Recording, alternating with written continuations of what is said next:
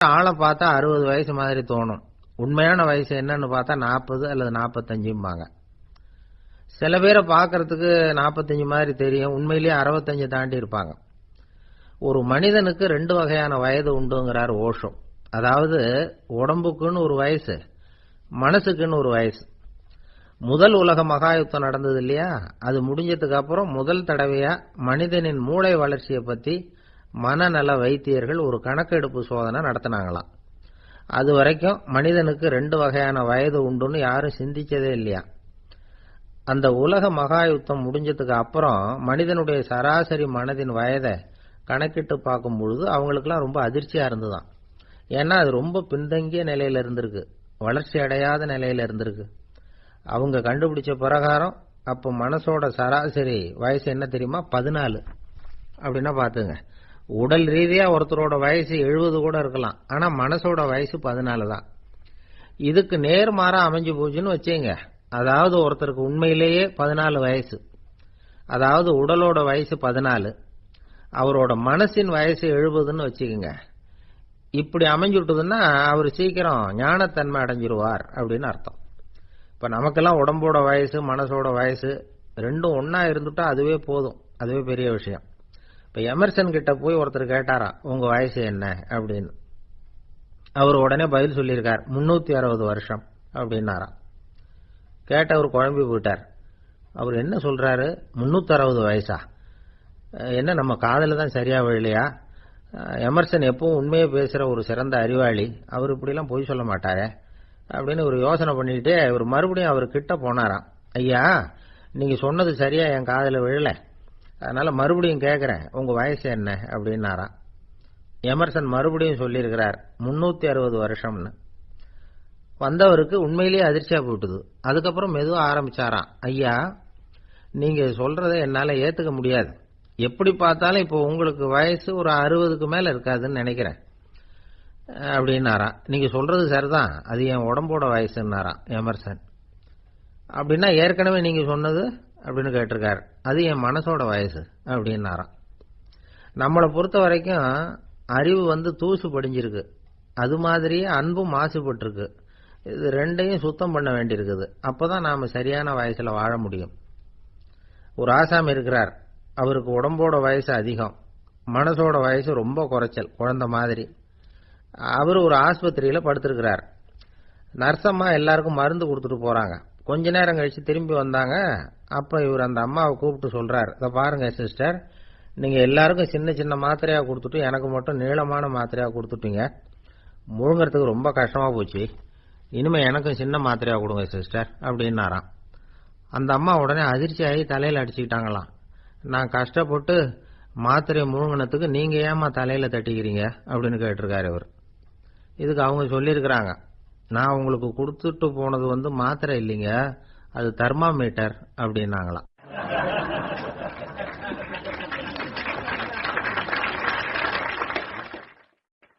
எனக்கு ஒரு உதவி செய்யணும் அப்படின்னு நம்மளை பார்த்து ஒருத்தர் கேட்கிறாருன்னு வச்சுங்களேன், உடனே நாம அவரை பார்த்து என்ன உதவின்னு கேட்போம். இதுதான் சராசரி மனிதர்களின் இயல்பு. ஆனா ஒருத்தர் எனக்கு ஒரு உதவி செய்யணும் அப்படின்னு கேட்ட உடனே என்ன உதவின்னு கூட கேட்காம சரி செய்யறேன் அப்படின்னு ஒத்துக்கிறது இருக்கு பாருங்க, அது கொஞ்சம் அபூர்வம். அந்த காலத்துல ஒருத்தர் இருந்தார். அவர் எப்படி தெரியுமா, உதவி கேட்கறவங்க நல்லவங்களா கெட்டவங்களா அப்படின்னு கூட பார்க்கல, தனக்கு நன்மையா தீமையா அப்படின்னு கூட பார்க்கல, உதவி செய்யறேன்னு புறப்பட்டுட்டார். அவர் யார் தெரியுமா, அவர் தான் நல சக்கரவர்த்தி. அவர் மாதிரி நாமும் உதவி கேட்கறவங்களுக்கு உடனே உதவி செய்யறதுக்கு தயாரா இருக்கணும் அப்படின்னு சொன்னார் ஒரு ஆன்மீக பேச்சாளர். நல சரித்திரத்தை அவர் சொல்லிட்டு இருந்தார். இந்திரன், அக்னி, வருணன், யமன், இவங்க 4 பேரும் நலனை பார்த்து எங்களுக்கு நீ உதவி செய்யணும், எங்களுக்காக நீ தூது போகணும் அப்படின்னு கேட்கறாங்க. யாருகிட்ட தூது போகணும், என்ன காரியத்துக்காக போகணும் அப்படின்னு கேட்கணும்ல. நலன் அப்படி கேட்கவே இல்லை, உடனே சரின்னு ஒத்துக்கிறான். அதுக்கப்புறம் அவங்க விவரம் சொல்றாங்க, என்ன உதவி, யாருகிட்ட தூது போகணும் அப்படிங்கிற விவரத்தை சொல்றாங்க. நலனுக்கும் அப்புறம் தான் புரியுது, எந்த தமயந்தியை இவன் காதலிச்சானோ, எந்த தமயந்தின் சுயமரத்துக்காக இவன் போய்கிட்டு இருக்கிறானோ அந்த தமயந்தியை பார்த்து தங்களுக்காக அவகிட்ட வாதாடணும், பேசணும், தங்கள்ல ஒருத்தரை கல்யாணம் பண்ணிக்கும்படியா கேட்கணும் அப்படின்னு அவங்க 4 பேரும் நலங்கிட்ட கேட்கறாங்க. இத கேட்டதும் நலன் கொஞ்சம் கூட முகம் சுளிக்கல, பதட்டப்படல. நேரா தமயந்தி கிட்ட போறான். இந்திரன், அக்னி, வருணன், யமன் இவங்களோட சிறப்புகளை எடுத்து சொல்றான். இவங்கள ஒருத்தரை கல்யாணம் பண்ணிக்கலாம் அப்படின்னு சொல்லி கேட்டுக்கிறான். ஆனா இதுக்கு தமயந்தி சம்மதிக்கல. சுயம்வரம் நடக்குது. அவ நலனை தேர்ந்தெடுக்கிறா. அந்த 4 பேரும் நலனுக்கு நிறைய வரங்கள்லாம் கொடுக்கறாங்க. அதுக்கப்புறம் இப்படி போகுது கதை. இதுல நாம கவனிக்க வேண்டியது என்னன்னா, உதவின்னு கேட்ட உடனே என்ன உதவின்னு கேட்காம சரி செய்யறேன்னு சொன்னான் பாருங்க, அதை கொஞ்சம் சிந்திக்கணும். செய்யறேன்னு ஒத்துக்கிட்டதுக்கு அப்புறம் அது என்ன உதவின்னு தெரிஞ்சும் முகம் சுளிக்காம அதை செஞ்சான் பாருங்க, அதையும் கொஞ்சம் சிந்திக்கணும். நம்மால் ஒருத்தன் ஒரு நண்பனை தேடி போனா, எனக்கு ஒரு உதவின்னா சரி சொல்லுன்னா, இப்போ உங்ககிட்ட 2 கார் இருந்தா என்ன பண்ணுவேன்னா, உடனே அதுல ஒண்ணு உங்ககிட்ட கொடுத்துருவேன்னா, அவன் உங்ககிட்ட 2 பங்களா இருந்தா என்ன பண்ணுவேன்னா, அதுல ஒண்ணு உங்ககிட்ட கொடுத்துருவேன்னா, உங்ககிட்ட 2 பேனா இருந்தா என்ன பண்ணுவேன்னா, அதுல ஒரு பேனாவை உங்ககிட்ட கொடுக்க மாட்டேன்னா அவன். ஏன்டா அப்படி சொல்றேன்னா, ஏன்னா இப்ப நிஜமாவே என்கிட்ட 2 பேனா இருக்கு, அதனால அப்படி சொல்றேன் அப்படின்னு நானா அவன்.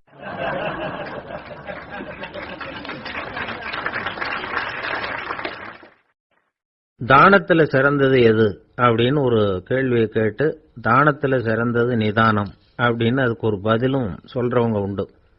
நிதானம் ரொம்ப அவசியம். அதுவும் இன்றைய உலகத்துக்கு ரொம்ப அவசியம். இன்னைக்கு உலகம் ரொம்ப பரபரப்பா போயிட்டு இருக்குது. பொறுமையா இருக்கணும்னு நினைக்கிறவங்களால கூட அப்படி இருக்க முடியறதில்ல.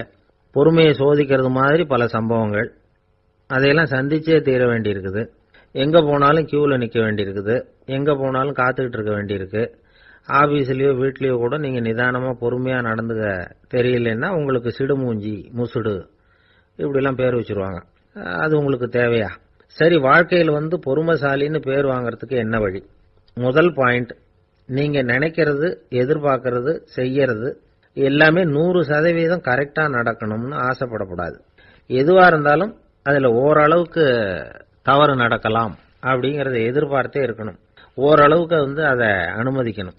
ஒரு நண்பரை 6 மணிக்கு ஒரு இடத்துக்கு வர சொல்லி இருக்கிறீங்க, 6 மணிக்கு அவர் வரல, உடனே பொறுமை இழந்து நடந்துக்க கூடாது. ஒரு 10 நிமிஷம் டிலே ஆகலாம். ஒரு வர்ற வழியில பஸ்ஸு கூட ஏதாவது டிராபிக்ல மாட்டி இருக்கலாம். அதெல்லாம் எதிர்பார்த்தே கொஞ்சம் காத்திருக்கிறதுல ஒன்றும் தப்பு இல்லை. சில சமயம் டிலே ஆகிறது கூட நல்லதா முடியும். ஒரு பஸ்ஸை தவற விட்டுட்டு, ஐயோ கொஞ்சம் ஒரு 2 நிமிஷம் முன்னாடி வந்திருந்தா பிடிச்சிருக்கலாமே அப்படின்னு தவிச்சுக்கிட்டு இருப்பாங்க சில பேர். அடுத்தபடியா வர்ற பஸ் நேரடியா நீங்க போக வேண்டிய இடத்துக்கே கொண்டு போய் விடுற பஸ்ஸா கூட இருக்கலாம். அது உங்களுக்கு முன்னாடி தெரியாதுல்ல. சில நெருக்கடியான சூழ்நிலைகளை தமாஷா எடுத்துக்கிறதுக்கு பழகிக்கணும். சில இடங்களுக்கு போறப்ப காத்திருக்கிறதுக்கு நம்ம மனசை தயார்படுத்திக்கிட்டே போகணும். ஒரு ரயிலுக்கோ பஸ்ஸுக்கோ அல்லது விமானத்துக்கோ கப்பல் பிரயாணத்துக்கோ போறப்போ அங்க போய் நீங்க மணிக்கணக்கில் கூட காத்துக்கிட்டு தான் இருக்கணும். புறப்படுற நேரம் கூட மாறலாம். நீங்க போய் சேர்ந்ததும் அது உடனே புறப்படணும்னு கட்டாயமா என்ன? அது மாதிரி சமயத்துல படிக்கிறதுக்குன்னு சில சுவாரஸ்யமான புத்தகங்களையும் கையில் எடுத்துக்கலாம். உங்களை சுத்தி எவ்வளவோ சுவாரஸ்யமான சம்பவங்கள் நடந்துகிட்டு இருக்குது இல்ல, அதையெல்லாம் வேடிக்கை பாருங்க. எதுக்காக காத்துக்கிட்டு இருக்கிறோமோ அந்த காரியத்துல உண்மையாவே நமக்கு ஒரு அக்கறை இருந்தா நமக்கு போர் அடிக்காது. சில கோயில்கள்ல பார்த்திருப்பீங்க, தரிசனத்துக்காக பக்தர்கள் நாள் கணக்கில் காத்துக்கிட்டு இருப்பாங்க. அவங்க எல்லாம் அழுத்துக்கிறது இல்ல. ஆண்டவனை தரிசிக்கணுங்கிற உண்மையான அக்கறை இருக்கிறதுனால அவங்களுக்கு போர் அடிக்கிறது இல்லை.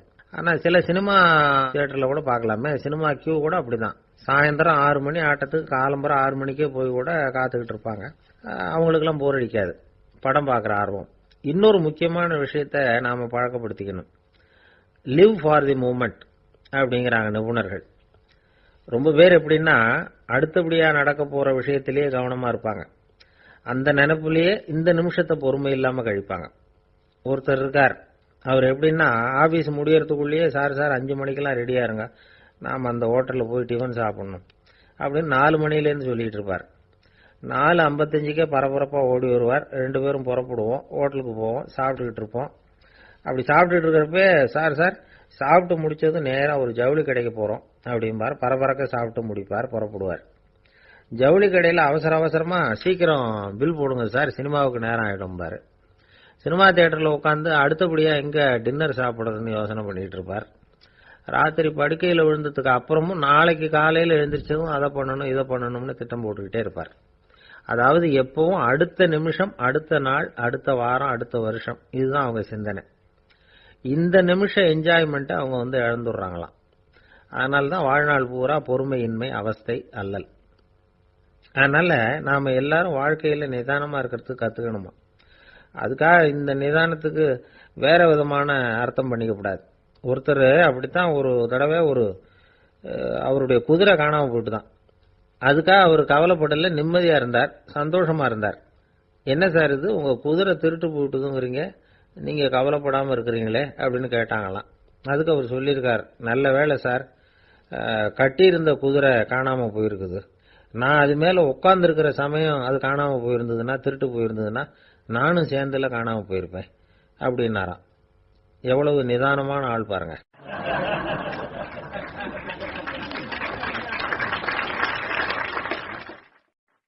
நாட்டுல நல்லவங்க ஒருத்தர் 2 பேர் இருக்கிறதுனால தாங்க மழையே பெய்யுது அப்படின்னு சொல்றது உண்டு. நல்லார் ஒருவர் உளரேல் அவர் பொருட்டு எல்லாருக்கும் பெய்யும் மழை. சில சமயம் ரொம்ப பேர் திடீர்னு நல்லவங்களா ஆயிடுவாங்க போல இருக்கு. அதனாலதான் விடாம பேய் மழையா கொட்டி தீர்த்துடுது. எல்லாரும் நல்லவங்களாயிட்டா உலகமே தாங்காது போல இருக்க. அப்பப்ப ஒருத்தர் 2 பேர் நல்லவங்களாகணும், அப்பதான் சீரா மழை பெய்யும். மாசத்துக்கு 3 பேர் நல்லவங்களானா மாதம் மும்மாரி பொழியும். இதெல்லாம் வேடிக்கை பேச்சு. இப்போ இதெல்லாம் ஒரு பக்கம் இருக்கட்டும், இப்போ விஷயத்துக்கு வருவோம். ஒரு கும்பல்ல நல்லவன் யாரு அப்படிங்கறத எப்படி கண்டுபிடிக்கிறது? இதுக்கு ஒரு வேடிக்கை கதை உண்டு.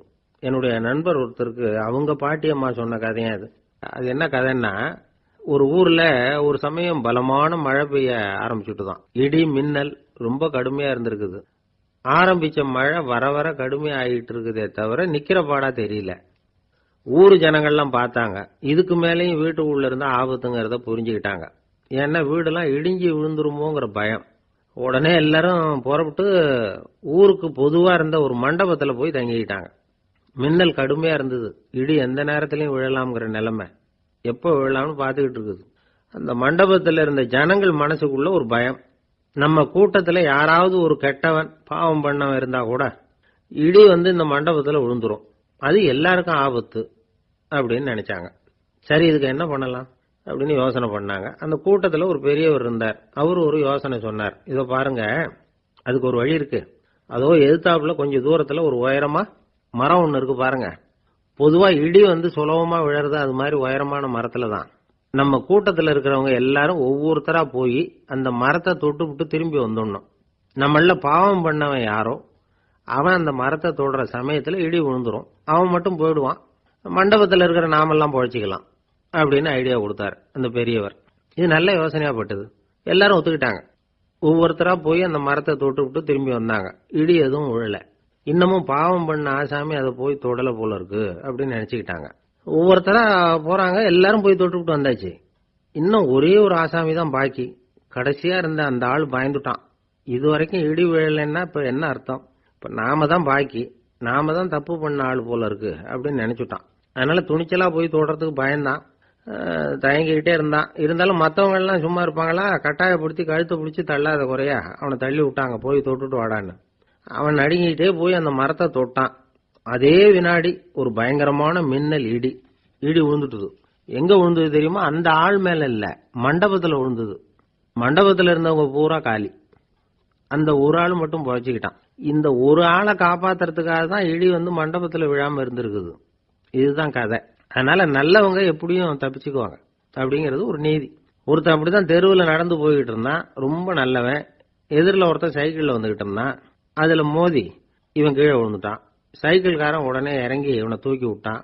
இவன் எழுந்திரிச்சு அவனை முறைச்சி பார்த்தான். அப்படி பார்க்காதீங்க சார், நீங்க ரொம்ப புண்ணியம் பண்ணிருக்கீங்க, அதுதான் இப்போ சைக்கிள்ல மோதிக்கிட்டீங்க அப்படின்றான். என்ன அப்படி சொல்றேன் நான்? இவன் 10 நிமிஷத்துக்கு முன்னாடி நான் லாரி ஓட்டிட்டு வந்தேன், அப்போ நீங்க எதிரில் வந்திருந்தீங்கன்னா என்ன ஆயிருக்கும் அப்படின்னானா அவன்.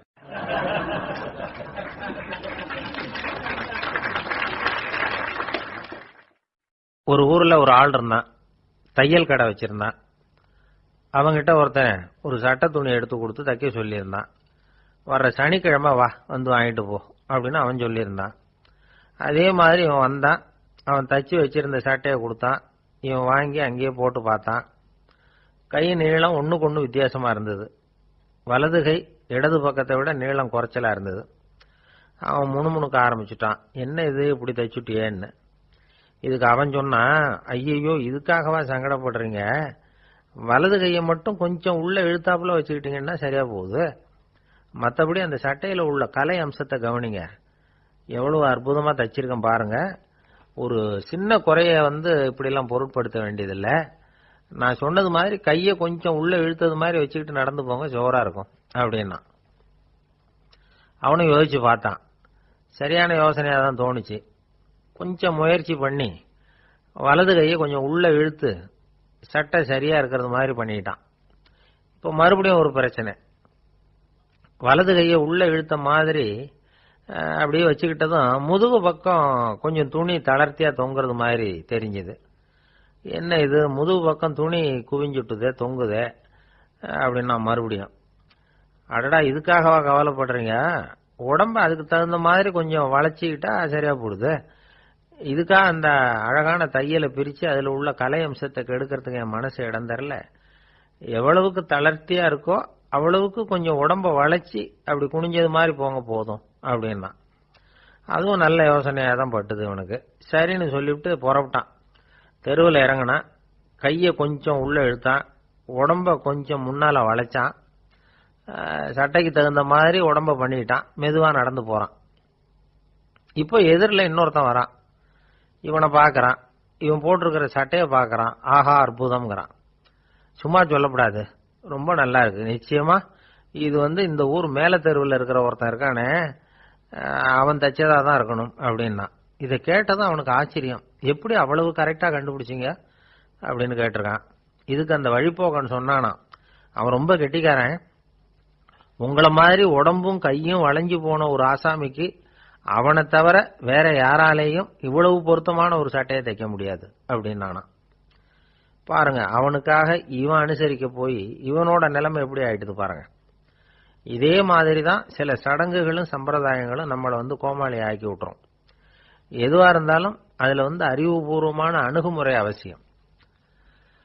ஒரு நர்ஸ் அவசரமா ஓடி டாக்டர் கிட்ட சொல்லிச்சான், டாக்டர் ஒரு தப்பு நடந்து போச்சு, 10ஆம் நம்பர் பெட்ல இருக்கிற பேஷண்ட்டுக்கு காலில் ஆபரேஷன் பண்றதுக்கு பதிலாக கையில் ஆபரேஷன் பண்ணி விட்டீங்க, கை ஆபரேஷன் பண்ணிக்க வேண்டிய ஆள் 7ஆம் நம்பர் பெட்ல இருக்கார் அப்படின்னு தான். அதுக்கு இவர் பதட்டப்படாம சொன்னாராம், பரவாயில்ல இவரை தூக்கி 7ஆம் நம்பர் பெட்ல போட்டுரு அப்படின்னாராம்.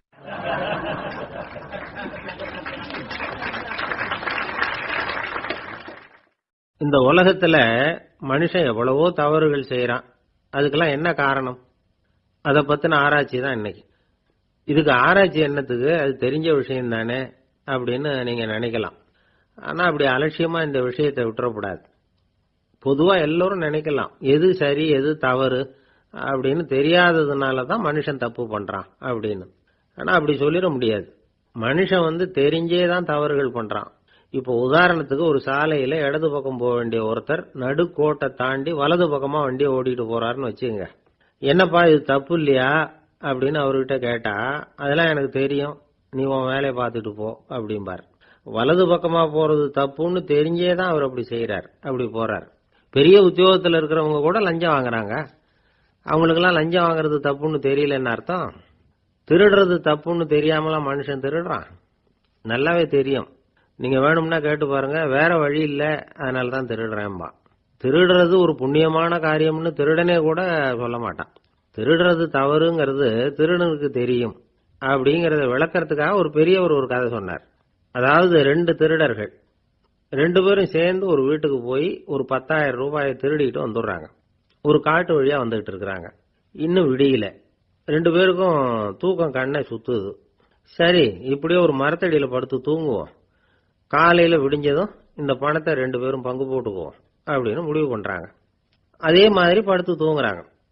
நடு ராத்திரியில ஒரு திருடன் முழிச்சுக்கிறான். விடிகிற வரைக்கும் காத்துக்கிட்டு இருந்தா 5,000 ரூபா தான் கிடைக்கும், இப்பவே கம்பி நீட்டினா 10,000 ரூபா கிடைக்கும் அப்படின்னு யோசிச்சு பார்த்துட்டு ஒரு முடிவுக்கு வந்தான். மெதுவா அந்த 10,000த்தையும் சுருட்டிக்கிட்டு அடுத்தவனுக்கு தெரியாம ஓடி போயிட்டான். விடியுது, அடுத்தவன் எழுந்திரிச்சு பாக்குறான், பணத்தையும் காணல பாகஸ்தனையும் காணல. இந்த திருடன் அந்த திருடனை திட்டுறான், திருட்டு பய, அயோக்கிய பய, இப்படி அநியாயமா கிளப்பிட்டு போட்டானே அப்படிங்கிறான். இதுல இருந்து என்ன தெரியுது?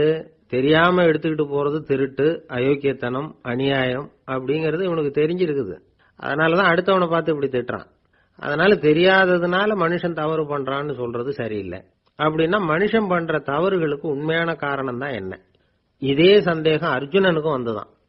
அதனாலதான் அவன் பகவானை பார்த்து கேட்கறான். மனுஷன் தன் விருப்பத்துக்கு விரோதமா ஏதோ ஒரு சக்தியினால பலாத்காரமா இழுக்கப்பட்டது மாதிரி பாவம் பண்றானே, அந்த சக்தி என்ன அப்படின்னு கேட்கறான்.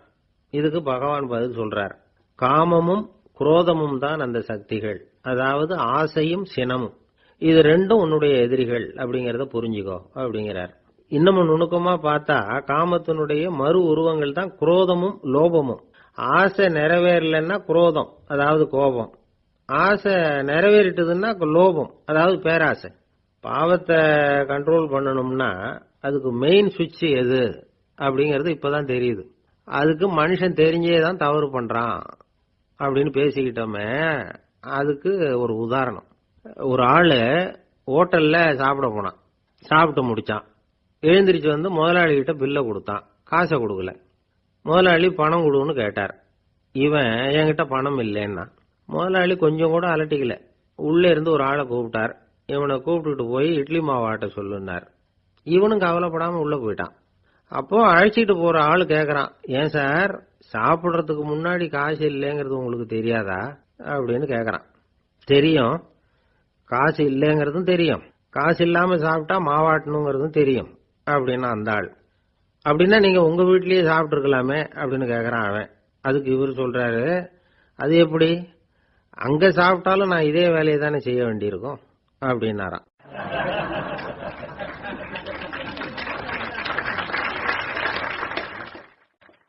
கப்பல் கடல்ல போய்கிட்டு இருக்கு.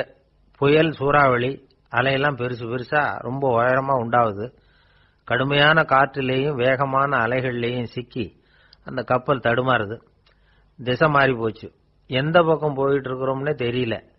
அந்த கப்பலை செலுத்திக்கிட்டு இருந்த மாலுமி ரொம்ப சாமர்த்தியமா செயல்பட்டார். தன்னுடைய அறிவாற்றலையும் திறமையையும் முழுமையா பயன்படுத்தினார். அந்த கப்பலை கட்டுப்படுத்தினார். மெதுவா அந்த சூறாவளியிலிருந்து கப்பலை காப்பாத்தி கரைக்கு கொண்டுட்டு சேர்த்துட்டார். மாலுமின்னு ஒருத்தர் இருந்ததுனால அந்த மரக்கலம் காப்பாற்றப்பட்டது. மாலுமின்னு ஒருத்தர் இல்லைன்னு வச்சுக்குங்க, அந்த கப்பலோட கதி என்னவா இருக்கும் யோசிச்சு பாருங்க. ஒரு கோபக்காரனுடைய நிலைமையும் அப்படித்தானா. கோபக்காரன்கிறவன் ஒரு மாலுமி இல்லாத மரக்கலம் அப்படிங்கிறார் நபிகள் நாயகம். கொந்தளிக்கிற கடல்ல கொடுமையான அலைகளின் உச்சியில அல்லல் படுகிற மரக்கலத்தை விட மோசமானது கோபக்காரனின் நிலைமை அப்படிங்கிறது அவருடைய கருத்து. அது மாதிரி இதுன்னு சொல்லல, அதை விட மோசம் இது அப்படிங்கிறார். ஏன் தெரியுமா? ஒரு கப்பல் கடல்ல தடுமாறினா அதை சரிப்படுத்த மாலுமி இருக்கிறார். அவர் தன்னுடைய சாமர்த்தியத்தினால அதை கட்டுப்படுத்தி சரியான வழிக்கு கொண்டுட்டு வந்துருவார். ஆனா கோபக்காரனுடைய நிலைமை அப்படி இல்லை அப்படிங்கிறார் நபிகள் நாயகம். மனித மனம் ஒரு மரக்கலம், அறிவு அதுல இருக்கிற மாலுமி. மாலுமி மரக்கலத்தை செலுத்துறான், அவனுக்கு கட்டுப்பட்டு அது ஓடுது. ஆனா கோபக்காரன்கிற மனுஷங்கிட்ட அறிவுங்கிற மாலுமி சரியா வேலை செய்ய மாட்டான். ஏன்னா கோபம் அந்த மாலுமியின் கண்களை அவிச்சிரும், காதுகளை கேட்காம பண்ணிவிடும். கண்ணையும் காதையும் மூடிவிட்டு கப்பலை ஓட்டுனா எப்படி ஓட்டுறது? அதனால கோபக்காரன் மாலுமி இல்லாத மரக்கலம். இடி மின்னல்ல மாட்டிக்கிட்டு கஷ்டப்படுற கப்பல் மாதிரி கஷ்டப்படுறான். பெரியவங்க எல்லாம் என்ன சொல்றாங்க? உனக்கு கெடுதல் பண்ணவனுக்கும் நீ நன்மையே செய், எவருடைய விருப்பு வெறுப்பையும் பொருட்படுத்தாதே. பரம எதிரிக்கும் நீ நன்மை செய்ய ஆரம்பிச்சா உன்னுடைய தூய நிலையை பார்த்துட்டு அவனும் உனக்கு நெருக்கமான நண்பனா ஆயிடுவான். இதுதான் பெரியவங்க நமக்கு சொல்லி இருக்கிறது. புனித குர்ஆன் சொல்றது என்ன? தீமையை நன்மையை கொண்டே நீர் தடுத்துக் கொள்ளும் அப்படின்னு சொல்லப்பட்டிருக்கு. அதுல இன்னா செய்தாரை ஒருத்தல் அவர் நாண நன்னயம் செய்து விடல் அப்படிங்கிறார் திருவள்ளுவர். செல்வந்தர் ஒருத்தர்கிட்ட ஒரு சிறுவன் ஆடு மேய்ச்சிக்கிட்டு இருந்தானா. பெரியவர் அவனை கூப்பிட்டு, நீ நேரா போய் ஒரு ஆட்டுல உள்ள ரொம்ப நல்ல பகுதி எதுவோ அதை எடுத்துக்கிட்டு வா அப்படின்னாராம். இவன் போனான். ஒரு ஆட்டு உடம்புல இருந்த நாக்கு, இருதயம், இது ரெண்டையும் எடுத்துட்டு கொடுத்தானா. பெரியவர் வாங்கி பார்த்தார். அதுக்கப்புறம் இப்ப நீ போய் இன்னொரு ஆட்டுல இருக்கிற ரொம்ப கெட்ட பகுதி எதுவோ அதை எடுத்துட்டு வா அப்படின்னாராம். இவன் போய் எடுத்துட்டு வந்தான். அவன் கையில இருந்தது மறுபடியும் அதே மாதிரி நாக்கு, இருதயம், இது ரெண்டும் தான். என்னது இப்பவும் அதையே கொண்டுட்டு வந்திருக்கிற அப்படின்னாராம் பெரியவர். இவன் சொன்னானா, ஒரு உடம்புல உள்ள ரொம்ப நல்ல பொருளும் இதுதான், ரொம்ப கெட்ட பொருளும் இதுதான் அப்படின்னு. இளம் வயசுல இப்படி பதில் சொன்னவர் தான் பேரறிஞர் லுக்மானுல் ஹக்கீம் அவர்கள். கோபப்படாம இருந்தா இது ரெண்டும் நல்லா வேலை செய்யும், கோபப்பட்டா இது ரெண்டும் மோசமா வேலை செய்யும். அதை புரிஞ்சுக்கிறதுக்காகத்தான் இன்னைக்கு இந்த தகவல். கோபம் வந்துட்டா நாம என்ன செய்யறோங்கிறது நமக்கே தெரியாது. ஒருத்தர் டாக்டர் கிட்ட போனார் அவசரமா. டாக்டர், எனக்கு இப்ப கடுமையான கோப வெறி, எனக்கு கண்ணு மண்ணு ஒன்னும் புரியல, உடனடியாக அதை கட்டுப்படுத்தணும், உடனே இதுக்கு ஏதாவது ஒரு மாத்திரை கொடுங்க ப்ளீஸ் அப்படின்னார். அந்த டாக்டரும் உடனே ஒரு மாத்திரையை கொடுத்து இதை உடனே போடுங்க, நான் தண்ணி கொண்டுட்டு வரேன்னு உள்ள போனார். தண்ணியோட திரும்பி வந்தார். இவரு சொன்னார், டாக்டர், நீங்க கொடுத்த மாத்திரை ரொம்ப பெருசா இருந்தது, இருந்தாலும் கஷ்டப்பட்டு முழுங்கிட்டேன்னார். டாக்டர் சந்தேகத்தோட மேசையை பாக்குறார். பார்த்தா மாத்திரை அங்கேயே இருக்குது, பேப்பர் வெயிட்ட காணல.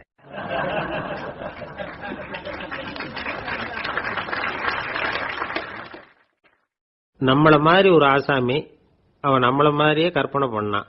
அதாவது நாம தான் இந்த உலகத்துல ரொம்பவும் கஷ்டப்படுறோம், மற்றவங்க எல்லாம் சந்தோஷமா இருக்கிறாங்க அப்படின்னு அவன் நினைச்சுக்கிட்டான். அவன் ஒரு நாள் கடவுளை வேண்டிக்கிட்டானா, சுவாமி, இந்த உலகத்துல எவ்வளவோ பேர் இருக்கிறாங்க, ஒவ்வொருத்தருக்கும் ஒவ்வொரு விதமான கஷ்டம் இருக்கலாம், ஒத்துக்கிறேன், இருந்தாலும் எனக்கு அது கொஞ்சம் அதிகமா இருக்கிறது மாதிரி தெரியுது, அதனால நீங்க எனக்காக ஒரு சின்ன உதவி செஞ்சா போதும். அது வேற ஒண்ணும் இல்ல, என்கிட்ட இருக்கிற துயரங்களை இன்னொருத்தர் யாருகிட்டயாவது கொடுத்துருங்க, அவர்கிட்ட இருக்கிற துயரங்களை என்கிட்ட மாத்தி கொடுத்துருங்க, ஒரு மியூச்சுவல் டிரான்ஸ்பர், அவ்வளவுதான், அப்படி பண்ணிவிட்டா போதும் அப்படின்னு வேண்டிக்கிட்டானா. அன்னைக்கு ராத்திரியே அவன் ஒரு கனவு கண்டிருக்கான். வானத்திலிருந்து ஒரு குரல் கேட்டிருக்கு. அது என்ன சொல்லிச்சு தெரியுமா? ஏ ஜனங்களே, எல்லாரும் அவங்கவுங்க கஷ்டங்களை ஒரு பையில போட்டு எடுத்துக்குங்க, அப்படி எடுத்துக்கிட்டு நேரா இந்த ஊர் எல்லையில இருக்கிற கோயிலுக்கு வந்து சேருங்க அப்படின்னு அந்த குரல். ஆஹா, கடவுள் நம்ம பிரார்த்தனைக்கு செவி சாய்ச்சுட்டார் அப்படின்னு சந்தோஷப்பட்டான் இவன். உடனே என்ன பண்ணா, தன்கிட்ட இருந்த கஷ்டத்தையெல்லாம் ஒரு சாக்கு பையில போட்டு எடுத்துக்கிட்டான். வீட்டை விட்டு வெளியில வந்தான். தெருவில் இறங்கி நடக்கிறான். அங்க பார்த்தா ஏகப்பட்ட பேர் ஆளுக்கு ஒரு பைய தூக்கிக்கிட்டு கோயிலுக்கு போயிட்டு இருக்கிறாங்க. சில பேர் மூட்டையா கட்டி தலையில சுமந்துக்கிட்டு போயிட்டு இருக்கிறாங்க. இவன் பார்த்தான். இவனுக்கு ரொம்ப ஆச்சரியமா இருந்தது. ஏன்னா எல்லாரும் வச்சிருக்கிற பைய இவன் பைய விட பெருசா இருந்தது. இவன் பை தான் இருக்கிறதுலயே கொஞ்சம் சின்னதா தெரிஞ்சது. இப்ப அவன் மறுபடியும் சாமியை வேண்டிக்கிட்டான். கடவுளே, இப்ப உள்ள சூழ்நிலையை கவனிச்சா என்கிட்ட இருக்கிற பையே பரவாயில்லன்னு தோணுது, அதனால வேற பைய எதையும் மாத்த வேணாம், இதுவே பரவாயில்ல, இந்த பையோட திரும்பி வீட்டுக்கு போனா போதும்னு நினைக்கிறேன் அப்படின்னு ஏதோ நினைக்க ஆரம்பிச்சுட்டான் அவன். எல்லாரும் கோயிலுக்கு போய் சேர்ந்தாங்க. கோயில்ல அந்த குரல் மறுபடியும் கேட்டுது. எல்லாரும் அவங்கவுங்க பைகளை சுவத்துல தொங்க விடுங்க, திடீர்னு விளக்குகள் அணையும், மணி அடிக்கப்படும், அதுதான் அடையாளம். அந்த சமயத்துல இருட்டுல உங்களுக்கு வேண்டிய பைய நீங்க மாத்தி எடுத்துக்கலாம், தேர்ந்தெடுத்துக்கலாம். வெளிச்சம் இருக்கிறப்பவே உங்களுக்கு பிடிச்ச பைக்கு பக்கமா பார்த்து நீங்க நின்னுக்கலாம் அப்படின்னு சொல்லி விவரம் சொல்லிச்சான் அந்த குரல். அப்படி சொன்னதுக்கு அப்புறம் திடீர்னு விளக்கு அணைஞ்சுது, மணி அடிச்சுது. கொஞ்ச நேரம் கழிச்சு மறுபடியும் விளக்குகள்லாம் எரிஞ்சுது. இப்போ பார்த்தா எல்லாரும் அவங்கவுங்க பையையே கெட்டியா பிடிச்சிட்டு நிக்கிறாங்க. இவனும் அப்படியே நிக்கிறான். இவன் மெதுவா பக்கத்துல நிக்கிறவங்க கிட்ட கேட்டானா, ஏன் நீங்க பைய கையிலேயே வச்சிருக்கிறீங்க, செவுத்துல மாட்டலையா அப்படின்னு கேட்டிருக்கான். இல்லப்பா, நீ ஏன் கையிலேயே வச்சிருக்கிறியோ அதே காரணத்துக்காக தான் நாங்களும் வச்சிருக்கிறோம். நம்ம கவலைகளை பத்தி நமக்கு ஓரளவுக்காவது தெரியும், ஆனா மற்றவங்க கவலைகள் நமக்கு பரிச்சயம் இல்லாதவை, பழக்கம் இல்லாதது. அதனால நமக்கு தெரிஞ்ச கவலைகளை சமாளிக்கிறது சுலபம்.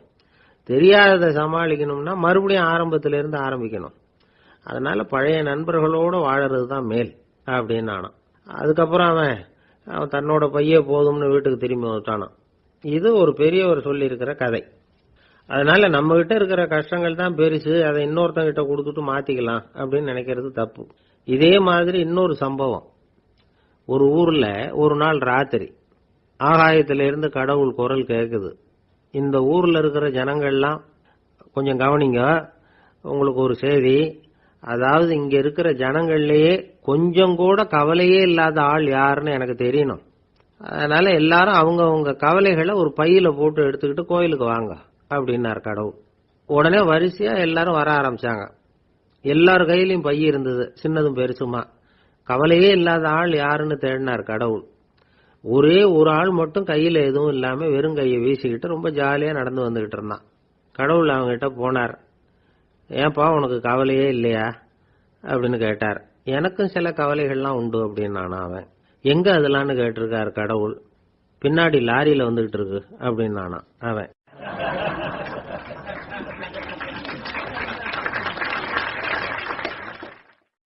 இன்றைக்கு பல பேர் உயில் எழுதி வைக்கிறாங்கல்ல. இந்த உயில்னா என்ன?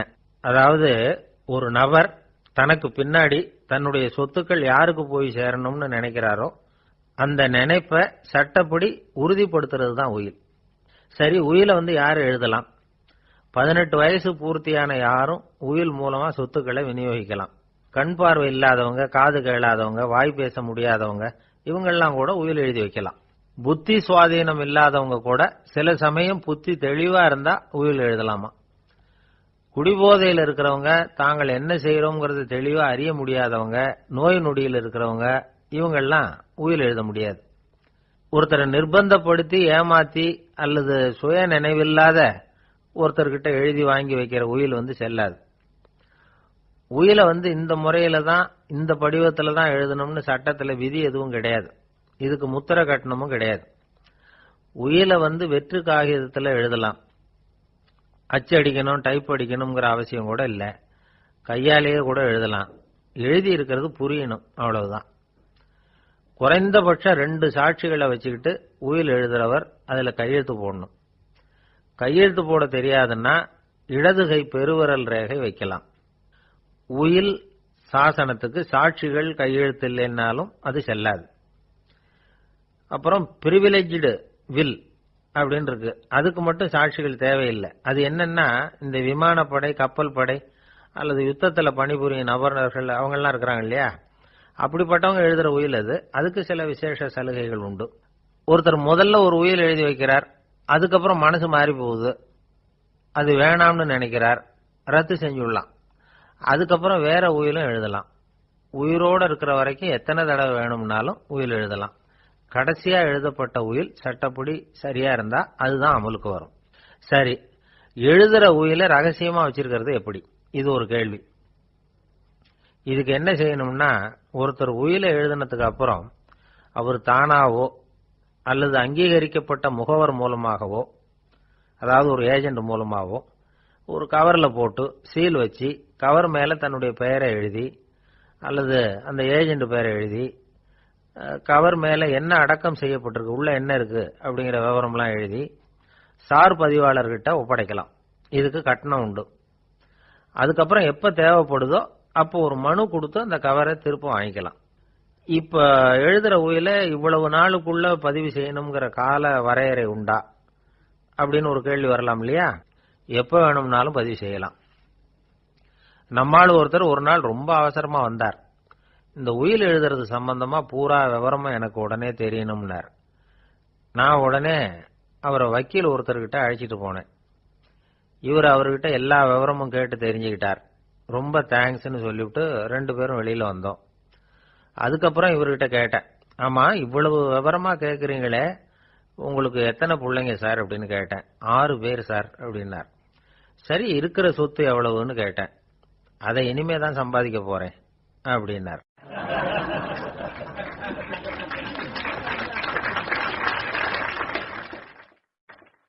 இன்பம் துன்பம் இது ரெண்டும் சேர்ந்ததுதான் வாழ்க்கை. இது எல்லாரும் சொல்லிட்டு இருக்கிற ஒரு உண்மை. அது சரி, இது ரெண்டும் வர்றதுக்கு என்ன காரணம்? துறவி ஒருத்தர் யோசிச்சு பார்த்திருக்கார். இன்ப துன்பம் தோன்றுவதற்கு முக்கியமா 6 காரணங்கள் உண்டு அப்படிங்கிறார் அவர். அது என்னங்கிறத நாமளும் தெரிஞ்சு வச்சுக்குவோமே. இப்ப முதல் காரணம் சுயநலம். ஒரு தாயார் தன்னுடைய சுயநலம் கருதி தன்னுடைய மகன் இன்பமா இருக்கணும்னு ஆசைப்படுறாங்க. மகனும் அப்படியே ஆசைப்படுறான். அதனால தாயாரின் இன்ப துன்பங்களை பார்த்துட்டு மகனும் இன்ப துன்பம் அடையறான். அந்த அம்மாவுக்கும் அதே நிலைமை தான். ரெண்டாவது காரணம் உறவு. நான் துறவியான பிறகு கூட உறவுங்கிற காரணத்தினாலதான் தாயாருடைய சுக துக்கங்களை கண்டு நானும் சுக துக்கம் அடைகிறேன். என் தாயாருடைய நிலைமையும் இதுதான் அப்படிங்கிறார் ஒரு துறவி. மூணாவது காரணம் என்னன்னா அறிமுகம். எனக்கு அறிமுகமான ஒருத்தரை ரயில் நிலையத்தில் சந்திக்கிறேன். அவர் தன்னுடைய பணப்பையை எங்கேயோ தொலைச்சு விட்டு வருத்தப்பட்டு இருக்கிறார். நானும் வருத்தப்படுறேன். அந்த சமயத்தில் யாரோ ஒருத்தர் இதுதானே அவங்க பணப்பை அப்படின்னு சொல்லி கொண்டாந்து நீட்டுறார். பணப்பையை தொலைச்சவர் சந்தோஷப்படுறார், நானும் சந்தோஷப்படுறேன். இது அந்த துறவி சொல்ற அனுபவம். நாலாவது காரணம் என்னன்னா கருணை. எனக்கு முன்னே பின்ன தெரியாத ஒருத்தனை யாரோ ஒருத்தன் அடிச்சு காயப்படுத்தி போடுறான். கருணை காரணமா நான் அதுக்காக துக்கப்படுறேன். அஞ்சாவது காரணம் எதையும் நம்புறது. ஒரு பசுமாட்டை ஒரு முரணை அடிச்சுட்டு இருக்கிறான் அப்படின்னு ஒருத்தர் வந்து நம்மகிட்ட சொல்றாருன்னு வைங்க, உடனே நான் துக்கப்படுறேன். இன்னொருத்தர் வந்து அந்த முரணனை போலீஸ்காரங்க புடிச்சிட்டு போயிட்டாங்கன்னு சொல்லி சொல்றாரு, நான் உடனே சந்தோஷப்படுறேன். மூணாவதா ஒருத்தர் வந்து முதல் 2 பேரும் சொன்னது பொய்யுங்கிறார்.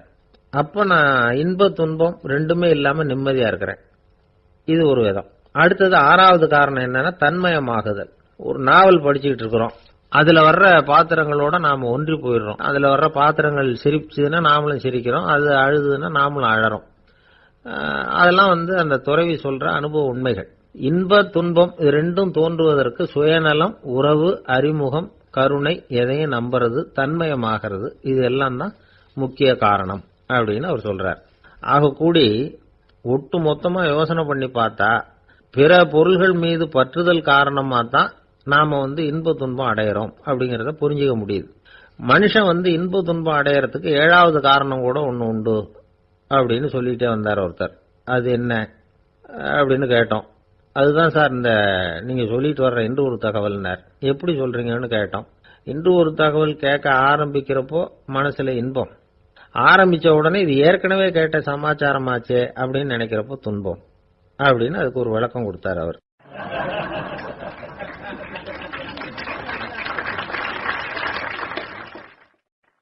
ஒரு நாள் காலை நேரம் ஒரு குரு படுக்கையை விட்டு எழுந்திருக்கிறார். உடனே சீடர்களை பார்த்து எல்லாரும் இப்படி வாங்கங்கிறார். எல்லாரும் வர்றாங்க வேகமா. என்னங்க வேணும் உங்களுக்கு அப்படிங்கிற மாதிரி எல்லாரும் குருவை பார்த்தாங்க பயபக்தியோட. குரு அந்த சீடர்களை பார்த்து, இதை பாருங்க, இப்ப நான் ஒரு சிக்கலான விவகாரத்தில் மாட்டிக்கிட்டு இருக்கிறேன், அதை நீங்க தீர்த்து வச்சா நல்லதுன்னார். சீடர்களுக்கு ஒன்றும் புரியல. என்ன இது இவர் இப்படி சொல்றாரு, நமக்குள்ள எல்லா விவகாரங்களையும் தீர்த்து வைக்கிறவர் நம்ம குருநாதர், அவருடைய விவகாரத்தை நாம தீர்த்து வைக்கிறதா, ஆச்சரியமா இருக்குதே, குருநாதருக்கே சிக்கலா அப்படின்னு யோசனை பண்ண ஆரம்பிச்சாங்க. இருந்தாலும் ரொம்ப பணிவா கேட்டாங்க, சுவாமி உங்களுக்கே சிக்கலா, இந்த உலகத்து சிக்கல்களுக்கும் சிரமங்களுக்கும் அப்பாற்பட்டவர் அல்லவா தாங்கள், அப்படிப்பட்ட உங்களுக்கு சிக்கல்னா அது எப்படி அப்படின்னாங்க. எனக்கு ஏற்பட்டிருக்கிற சிக்கல் அவ்வளவு பெருசு, ரொம்ப பெரிய விவகாரம் அது அப்படின்னார் குரு. கொஞ்சம் விவரமா சொல்லுங்க அப்படின்னாங்க இவங்க. இப்ப அந்த குரு விவரத்தை சொன்னார். அதாவது நேற்று ராத்திரி நான் ஒரு கனவு கண்டேன். அந்த கனவுல நான் ஒரு பட்டாம்பூச்சியா மாறிட்டேன். அப்படி மாறி ஒவ்வொரு மலரா பறந்து போய் உட்காந்து தேன் சாப்பிட்டேன் அப்படின்னார். சீடர்கள் இதை கேட்டதும் ரொம்ப திகைச்சு போயிட்டாங்க. என்ன இது, இது ஒரு பெரிய பிரச்சனையா, ஒரு சாதாரண கனவு கண்டதுக்காகவா இந்த காலை வேளையில நம்மளையெல்லாம் குருநாதர் இவ்வளவு அவசரமா கூப்பிட்டுருக்கார் அப்படின்னு நினைச்சாங்க. இருந்தாலும் கேட்டாங்க, இதுல என்ன சிக்கல் சுவாமி, கனவுங்கிறது எல்லாருக்கும் வரத்தானே செய்யும் அப்படின்னார் ஒரு சீடர். சீடர்களே, பிரச்சனை அது இல்லை. நான் இன்னைக்கு காலையில கண்ணு முழிச்சு பார்த்தப்போ நான் நானாக மறுபடியும் மாறிட்டேங்கிறத தெரிஞ்சுக்கிட்டேன். இதுல சிக்கல் என்னன்னா, இப்ப அந்த பட்டாம்பூச்சி தான் நானா ஆயிட்டதாக கனவு கண்டுகிட்டு இருக்கா அப்படிங்கிறது தான். ஒரு மனுஷன் பட்டாம்பூச்சி ஆகிறதாக கனவு காண முடியுங்கிறப்போ அந்த பட்டாம்பூச்சியும் மனுஷனா ஆகிறதாக கனவு காண முடியும் இல்லையா? இப்ப எனக்கு யதார்த்த நிலை தெரியணும், எது நிஜம்னு தெரியணும். நேத்து ராத்திரி நான் கண்டது கனவா, அல்லது இது பட்டாம்பூச்சி கண்டுகிட்டு இருக்கிற கனவா? இதுதான் குரு கேட்ட கேள்வி. இதை கேட்டதும் சீடர்கள் ரொம்ப குழம்பி போயிட்டாங்க. சுவாமி, இதுவரைக்கும் நாங்க தூங்குறப்ப பாக்குறது கனவுன்னு, மூழ்கிட்டு இருக்கிறப்ப பாக்குறது நனவுன்னு நம்பிட்டு இருக்கிறோம். இப்போ எங்களை ரொம்ப குழப்பிட்டீங்க. இதுக்கு பதில் சொல்ல எங்களுக்கு சக்தி இல்லை அப்படின்னு சொல்லிவிட்டாங்களாம். அதுக்கப்புறம் அந்த குரு சொன்னாராம், நினைவு தான் முக்கியமான அம்சம். முடிவு கட்டம்னா பகலின் நினைவுகளை விட இரவின் கனவுகளே ரொம்ப உண்மை. ஒருத்தன் தூங்க போனா தூங்கிக்கிட்டே இருந்தா அவன் காணும் கனவு பொய்ங்கிறத அவன் உணர மாட்டான். ஒவ்வொரு கனவும் காணும் பொழுது அது ரொம்ப உண்மையா தான் தெரியுது. ஒரு கனவு கூட உண்மை இல்லைன்னு கனவுல தோன்றுவதே இல்லை அப்படின்னார் குரு. அகில வாழ்வு அத்தனையும் சொற்பனம் கண்டாய் அப்படிங்கிறார் தாயுமானவர். ஆகையினால நம்ம கனவுலேருந்து நாம என்னைக்கு முழிச்சுக்க போறோம் அப்படிங்கிறது தான் ஒரு முக்கியமான கேள்வி. ஒருத்தர் வந்தார், காலில் கட்டோட வந்தார். என்னங்க காலில் கட்டுன்னு. சார், நேற்று ராத்திரி தூக்கத்துல எங்க வீட்டு கூரையில ஏணியை சாத்தி வச்சு இறங்கினப்போ வழுக்கி விழுந்து காலை உடைச்சுக்கிட்டேன்னார். உங்க வீட்டில் தான் ஏணியே கிடையாது சார் அப்படின்னு. உண்மைதான் சார், நான் கீழே விழுந்து முழிச்சுக்கிட்டதுக்கு அப்புறம் தானே ஏணி இல்லைங்கிறது எனக்கு ஞாபகம் வந்தது அப்படின்னார்.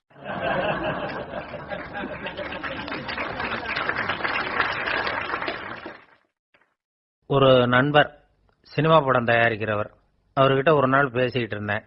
அது எப்படி சார், நீங்க எடுக்கிற எந்த படமும் கையை கடிக்காத அளவுக்கு எடுத்துடுறீங்களே, அது எப்படின்னு கேட்டேன். அது ஒன்றும் பெரிய விஷயம் இல்லை சார்.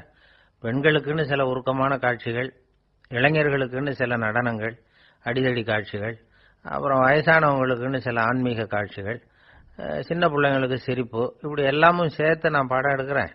மசாலா படம்னு பேரு. இது ரொம்ப பெருசா இல்லைன்னாலும் ஓரளவுக்கு சுமாரா ஓடிரும், கையை கடிக்காது அப்படின்னார். இது ஒரு உத்தி. சில பத்திரிகை ஆசிரியர்களும் இந்த உத்தியை கையாளுறது உண்டு. இந்த உத்திக்கு பார்னம் உத்தி அப்படின்னு பேர். பார்னம் எஃபெக்ட் அப்படின்னு சொல்லுவாங்க. அதாவது ஃபீனியஸ் டி பார்னம் அப்படின்னு ஒருத்தர் அமெரிக்காவில் இருந்தாராம். அதாவது 19ஆம் நூற்றாண்டுல அமெரிக்காவில் கொடிகட்டி பறந்த ஒரு சர்க்கஸ் நிறுவனத்தின் அதிபர் அவர். இந்த உலகத்துல ஒவ்வொரு நிமிஷமும் ஒரு ஏமாளி பறந்துகிட்டே இருக்கிறான் அப்படிங்கிறது அவருடைய சித்தாந்தம். ஒவ்வொருத்தரையும் திருப்திப்படுத்துற அளவுக்கு அம்சங்களை கொஞ்சம் கொஞ்சமா கலந்து கேளிக்கை நிகழ்ச்சிகளை நடத்தினதுதான் அவருடைய மகத்தான வெற்றிக்கு காரணம். அதனால அந்த உத்தியை யாரு கடைபிடிச்சாலும் சரி, அதுக்கு பார்னம் உத்தி அப்படின்னு பேர் வந்துட்டுது. ஜோசியம் சொல்றவங்களுக்கும் இந்த உத்தி தான் கை கொடுக்குது. ஒரு விஷயத்த ஒருத்தருடைய கோள் நிலைகள் அல்லது கையெழுத்து நிரூபிக்கிறதாக அவர்கிட்ட சொன்னா அதை அவர் நம்பிவிடுவார். ஆனா அந்த விஷயம் நல்லதா இருக்கணும், நேர்மையானதா இருக்கணும், அதாவது பாசிட்டிவா இருக்கணும். 8ஆம் இடத்துல குரு, 9ஆம் இடத்துல சனி, நீங்க ஒரு பெரிய மேதை தான் அப்படின்னு சொல்லுவாங்க. கேட்கறவங்களுக்கு அதை மறுக்கிறதுக்கு மனசு வராது. அப்படி சொல்லும் பொழுது கூடவே என்ன கொஞ்சம் முன்கோபம் அதிகமா இருக்கும், இருந்தாலும் அது உடனே மறைஞ்சிரும் அப்படின்னு சில அற்ப விஷயங்களையும் சொன்னாலும் அதையும் சரிதான்னு சொல்லி ஒத்துக்குவாங்க. ஆளுமையை எடை போடுகிற ஒரு நிறுவப்பட்ட உத்தியின் மூலமாக தன்னுடைய குணாதிசயங்கள் கண்டுபிடிக்கப்பட்டதாக அவர் நம்புறது தான் இதுக்கு காரணம். இந்த மாசம் பணத்தட்டுப்பாடு கொஞ்சம் இருக்கும், உடம்புல ஏதாவது கொஞ்சம் அசௌகரியம் இருக்கும், வீட்டுக்குள்ள லேசா மனஸ்தாபம் வரலாம், இது மாதிரி பொதுப்படையா சிலதை சொன்னாலே போதும், மக்களை நம்ப வச்சுடலாம். இதெல்லாம் நமக்கு மட்டும்தான் ஏற்படுது அப்படின்னு சொல்லி அவங்க நினைக்கிறது தான் காரணம். இதுதான் பாரணம் உத்திங்கிறது. மனிதர்கள் பாராட்டுகளை விரும்புறதும் விமர்சனங்களை வெறுக்கிறதும் பாரணம் உத்தியின் அடுத்த கூறு. அதனால ஒருத்தருக்கு ஜோசியம் சொன்னாலும் சரி, அவருடைய ஆளுமையை மதிப்பிடுறதாக இருந்தாலும் சரி, அவரை புகழற மாதிரி இருந்தாலும் சரி, அப்படி இருந்தாதான் அது சரியா இருக்கும். சாதகமான விஷயங்களை அதிகமாகவும் பாதகமான விஷயங்களை நாசூக்காவும் சொன்னா மக்கள் அதை நம்பிடுவாங்க. ஒருத்தரை கருமின்னு சொன்னா ஏத்துக்க மாட்டார். அதையே கொஞ்சம் மாத்தி நீங்க கொஞ்சம் சிக்கனமான ஆசாமி அப்படின்னு சொன்னா நீங்க சொல்றது சரிதான் சார் அப்படிம்பார். நீங்க பெரிய செலவாளி தான், இருந்தாலும் நல்ல விஷயங்களுக்கு தான் செலவழிப்பீங்க அப்படின்னு சொல்லணும். இப்படி இந்த பாரணம் உத்தியை கடைபிடிச்சு இன்னைக்கு வெற்றிகரமா காலம் தள்ளுறவங்க நிறைய பேர் இருக்கிறாங்க. இந்த உலகத்துல ஒவ்வொரு நிமிஷமும் ஒரு ஏமாளி பறந்துகிட்டே இருக்கிறான் அப்படிங்கிறது தான் ஃபீனியஸ் பார்னம் அவர்களுடைய நம்பிக்கை. அதை விட அடுத்தவங்களை ஏமாளியா நினைக்கிற மனுஷர்கள் தான் இன்னைக்கு உலகத்துல ரொம்ப அதிகம். ஒருத்தர் தன்னுடைய மேல் அதிகாரி கிட்ட போய், ஐயா ஒரு நாள் லீவு வேணும், என் தங்கச்சிக்கு கல்யாணம் அப்படின்னார். அவரு பார்த்தார், ஒரு 10 நிமிஷம் வெளியில இருங்கன்னார். 10 நிமிஷம் கழிச்சு கூப்பிட்டார், இத பாருங்க, நீங்க சொல்றது பொய், இப்போ உங்க தங்கச்சிக்கு போன் பண்ணேன், அவங்க தனக்கு 2 வருஷத்துக்கு முன்னாடியே கல்யாணம் ஆயிட்டதாக சொல்றாங்க அப்படின்னார். உடனே இவரு சொன்னார், சார் இப்போ நீங்க சொல்றதும் பொய்யாதான் இருக்கணும், ஏன்னா நிஜமா எனக்கு ஒரு தங்கச்சியே கிடையாது அப்படின்னார்.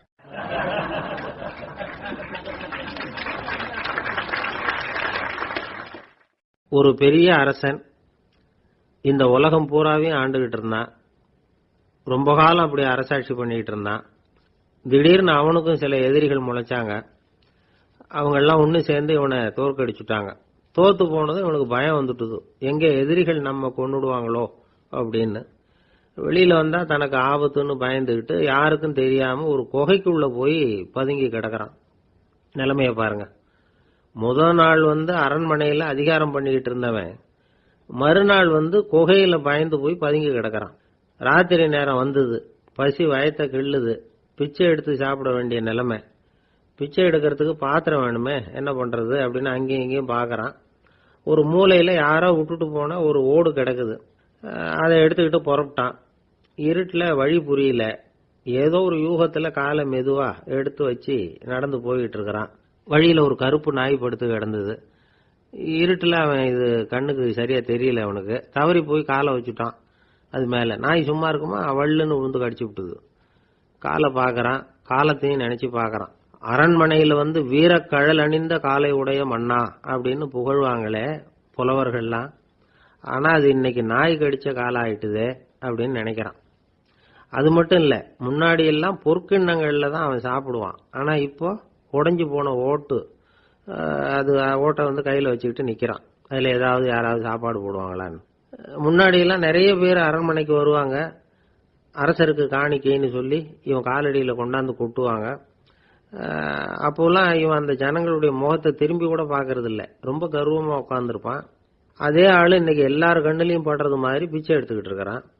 அப்போலாம் காணிக்கைகளை தன்னுடைய கையால வாங்குறது தனக்கு கௌரவ குறைச்சல்னு நினைச்சு தன்னுடைய வேலைக்காரங்களை விட்டு தான் அதை வாங்க சொல்லுவான். இப்போ பாத்தீங்கன்னா அவனே தன் கையாலேயே பிச்சை வாங்குறான். நினைச்சு பாருங்க, அந்த மனுஷன் முத நாள் அரசன், மறுநாள் பிச்சைக்காரன், எவ்வளவு வித்தியாசம். செல்வம் தான் இப்படி ஒரு வித்தியாசம் ஏற்படுறதுக்கு காரணம். அப்படிப்பட்ட செல்வம் வாழ்க்கையை நடத்துறதுக்கு நமக்கு தேவைதான். ஆனா அதையே நாம அடைய வேண்டிய பயனா நினைக்கிறோம் பாருங்க, அதுதான் வேடிக்கை. இத நம்மாழ்வார் அழகா ஒரு பாசுரத்துல சொல்றார். ஒரு நாயகமாய் ஓட உலகுடன் ஆண்டவர், கருணாய் கவர்ந்த காலர், சிதைகிய பானையர், பெருநாடு காண இம்மையிலே பிச்சைதாம் கொள்வர், திருநாரணன் தாழ் காலம் பெற சிந்தித்து உய்மினோ அப்படிங்கிறார் நம்மாழ்வார். ஒரு பெரிய பணக்காரர் ஒரு துறவிகிட்ட போய், சாமி என்கிட்ட நிறைய பணம் இருக்கு, இருந்தாலும் நிம்மதி இல்ல, என்னால நிம்மதியா இருக்க முடியல, என்ன காரணம்னு கேட்டாராம். உடனே அந்த துறவி இதுக்கு நேரடியா பதில் சொல்லாம பக்கத்துல நின்றுகிட்டு இருந்த ஒரு குழந்தைய கூப்பிட்டார். அது ஓடியாந்தது. ஒரு ஆப்பிள் பழத்தை எடுத்து அது கையில கொடுத்தார். அதை வாங்கிக்கிட்டு குழந்தை சிரிச்சுது. இன்னொரு பழத்தை எடுத்து கொடுத்தார், அதை இன்னொரு கையில வாங்கிட்டு சிரிச்சுது. 3வது ஆப்பிள் எடுத்து கொடுத்தார். 2 பழத்தையும் நெஞ்சில் அணைச்சிக்கிட்டு 3வது பழத்தையும் வாங்கறதுக்கு முயற்சி பண்ணிச்சு. ஆனா அது உடனே நழுவி கீழே விழுந்து உருண்டு ஓடிச்சு. ஏற்கனவே இருந்ததும் விழுந்துட்டுது. இப்ப அந்த குழந்தை அழ ஆரம்பிச்சுட்டுது. இப்ப அந்த துறவி பணக்காரர்கிட்ட சொன்னாராம், குழந்தைய கவனிச்சியா, 2 ஆப்பிள் போதும்னு அது நினைச்சிருந்தா இப்போ அது அழ வேண்டிய அவசியம் வந்திருக்குமா அப்படின்னாராம். எதுவுமே அளவுக்கு மிஞ்சினா துன்பம் தான். இந்த காலத்துல இதெல்லாம் யாரு காதுல வாங்குறாங்க? ஒருத்தனை நல்ல வழிக்கு கொண்டு வரணும்னு நினைச்சு அவனை கூப்பிட்டு உட்கார வச்சு இந்த கதையை சொல்லிட்டு இருந்தாங்க. சொல்லிவிட்டு அந்த குழந்தை செஞ்சது தப்பு தானே அப்படின்னு கேட்டிருக்கிறாங்க. ஆமாம், தப்பு தான், நானா இருந்தா அப்படி செஞ்சிருக்க மாட்டேன் நானா இவன். 2 பழமே போதும்னு சொல்லிருப்பியா அப்படின்னு கேட்டிருக்காங்க.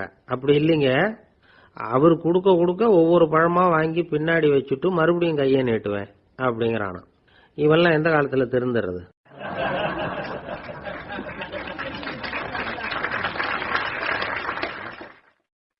எனக்கு அதிர்ஷ்டமே இல்ல சார் அப்படின்னாரு ஒருத்தர். ஏன் அப்படி சொல்றீங்கன்னு கேட்டோம். வியாபாரம் பண்ணலாம்னு ஒரு கடை வச்சேன், வேண்டியப்பட்டவங்க கூட என் கடையில எதுவும் வாங்க மாட்டேங்கிறான், எல்லாரும் அடுத்த கடைக்கு தான் போறான் அப்படின்னு சொல்லி ரொம்ப அழுத்துக்கிட்டார். இதுக்கு போய் அதிர்ஷ்டம் இல்லைன்னு சொல்லாதீங்க, வாடிக்கையாளர்களை கவர்றது எப்படிங்கிறது உங்களுக்கு தெரியல, அதுதான் குறை அப்படின்னும். சார் உங்களுக்கு தெரிஞ்ச அந்த ரகசியத்தை எனக்கும் கொஞ்சம் சொல்லி கொடுங்களேன் அப்படின்னார். சரி உங்க காதை இப்படி கொடுங்க அப்படின்னு சொல்லி அது சம்பந்தமா பெரிய வல்லுநர்கள் சொல்லி இருக்கிற கருத்துக்களை அவர்கிட்ட சொல்ல ஆரம்பிச்சோம். அதாவது இந்த வாடிக்கையாளர்களை கவர்றதுக்கு வல்லுநர்கள் பல ஆலோசனைகளை ஏற்கனவே சொல்லி வச்சிருக்கிறாங்க. அது சம்பந்தமா அனுபவப்பட்டவங்க, அதை தெரிஞ்சு வச்சுக்கணும். அதாவது கடை வச்சிருக்கிறவங்க எல்லாரும் இதை கொஞ்சம் காதுல வாங்கி வச்சுக்கணும். எதை இப்ப சொல்ல போறத எப்பவும் பணத்தை சம்பாதிக்கிறதுலயே குறியா இருக்கக்கூடாதான். அதை விட முக்கியமா நீங்க சம்பாதிக்க வேண்டியது வாடிக்கையாளர்களுடைய மன நிறைவு. வர்றவங்க திருப்தியோட போகணும், அது முக்கியம். அதுல கவனமா இருக்கணும். கடைக்கு வர்ற ஒருத்தர் ஏதாவது ஒரு குறை சொல்றாருன்னு வச்சுங்க, அதை அலட்சியப்படுத்தக்கூடாது. ரொம்ப அக்கறையோட அதை காது கொடுத்து கேட்கணும். அப்படியா சார், அதை நான் அவசியம் கவனிக்கிறேன் அப்படின்னு சொல்லணும்.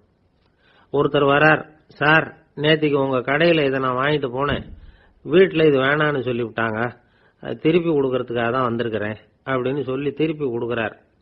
உடனே நீங்க முகம் சுளிக்க கூடாது, எரிச்சல் படக்கூடாது.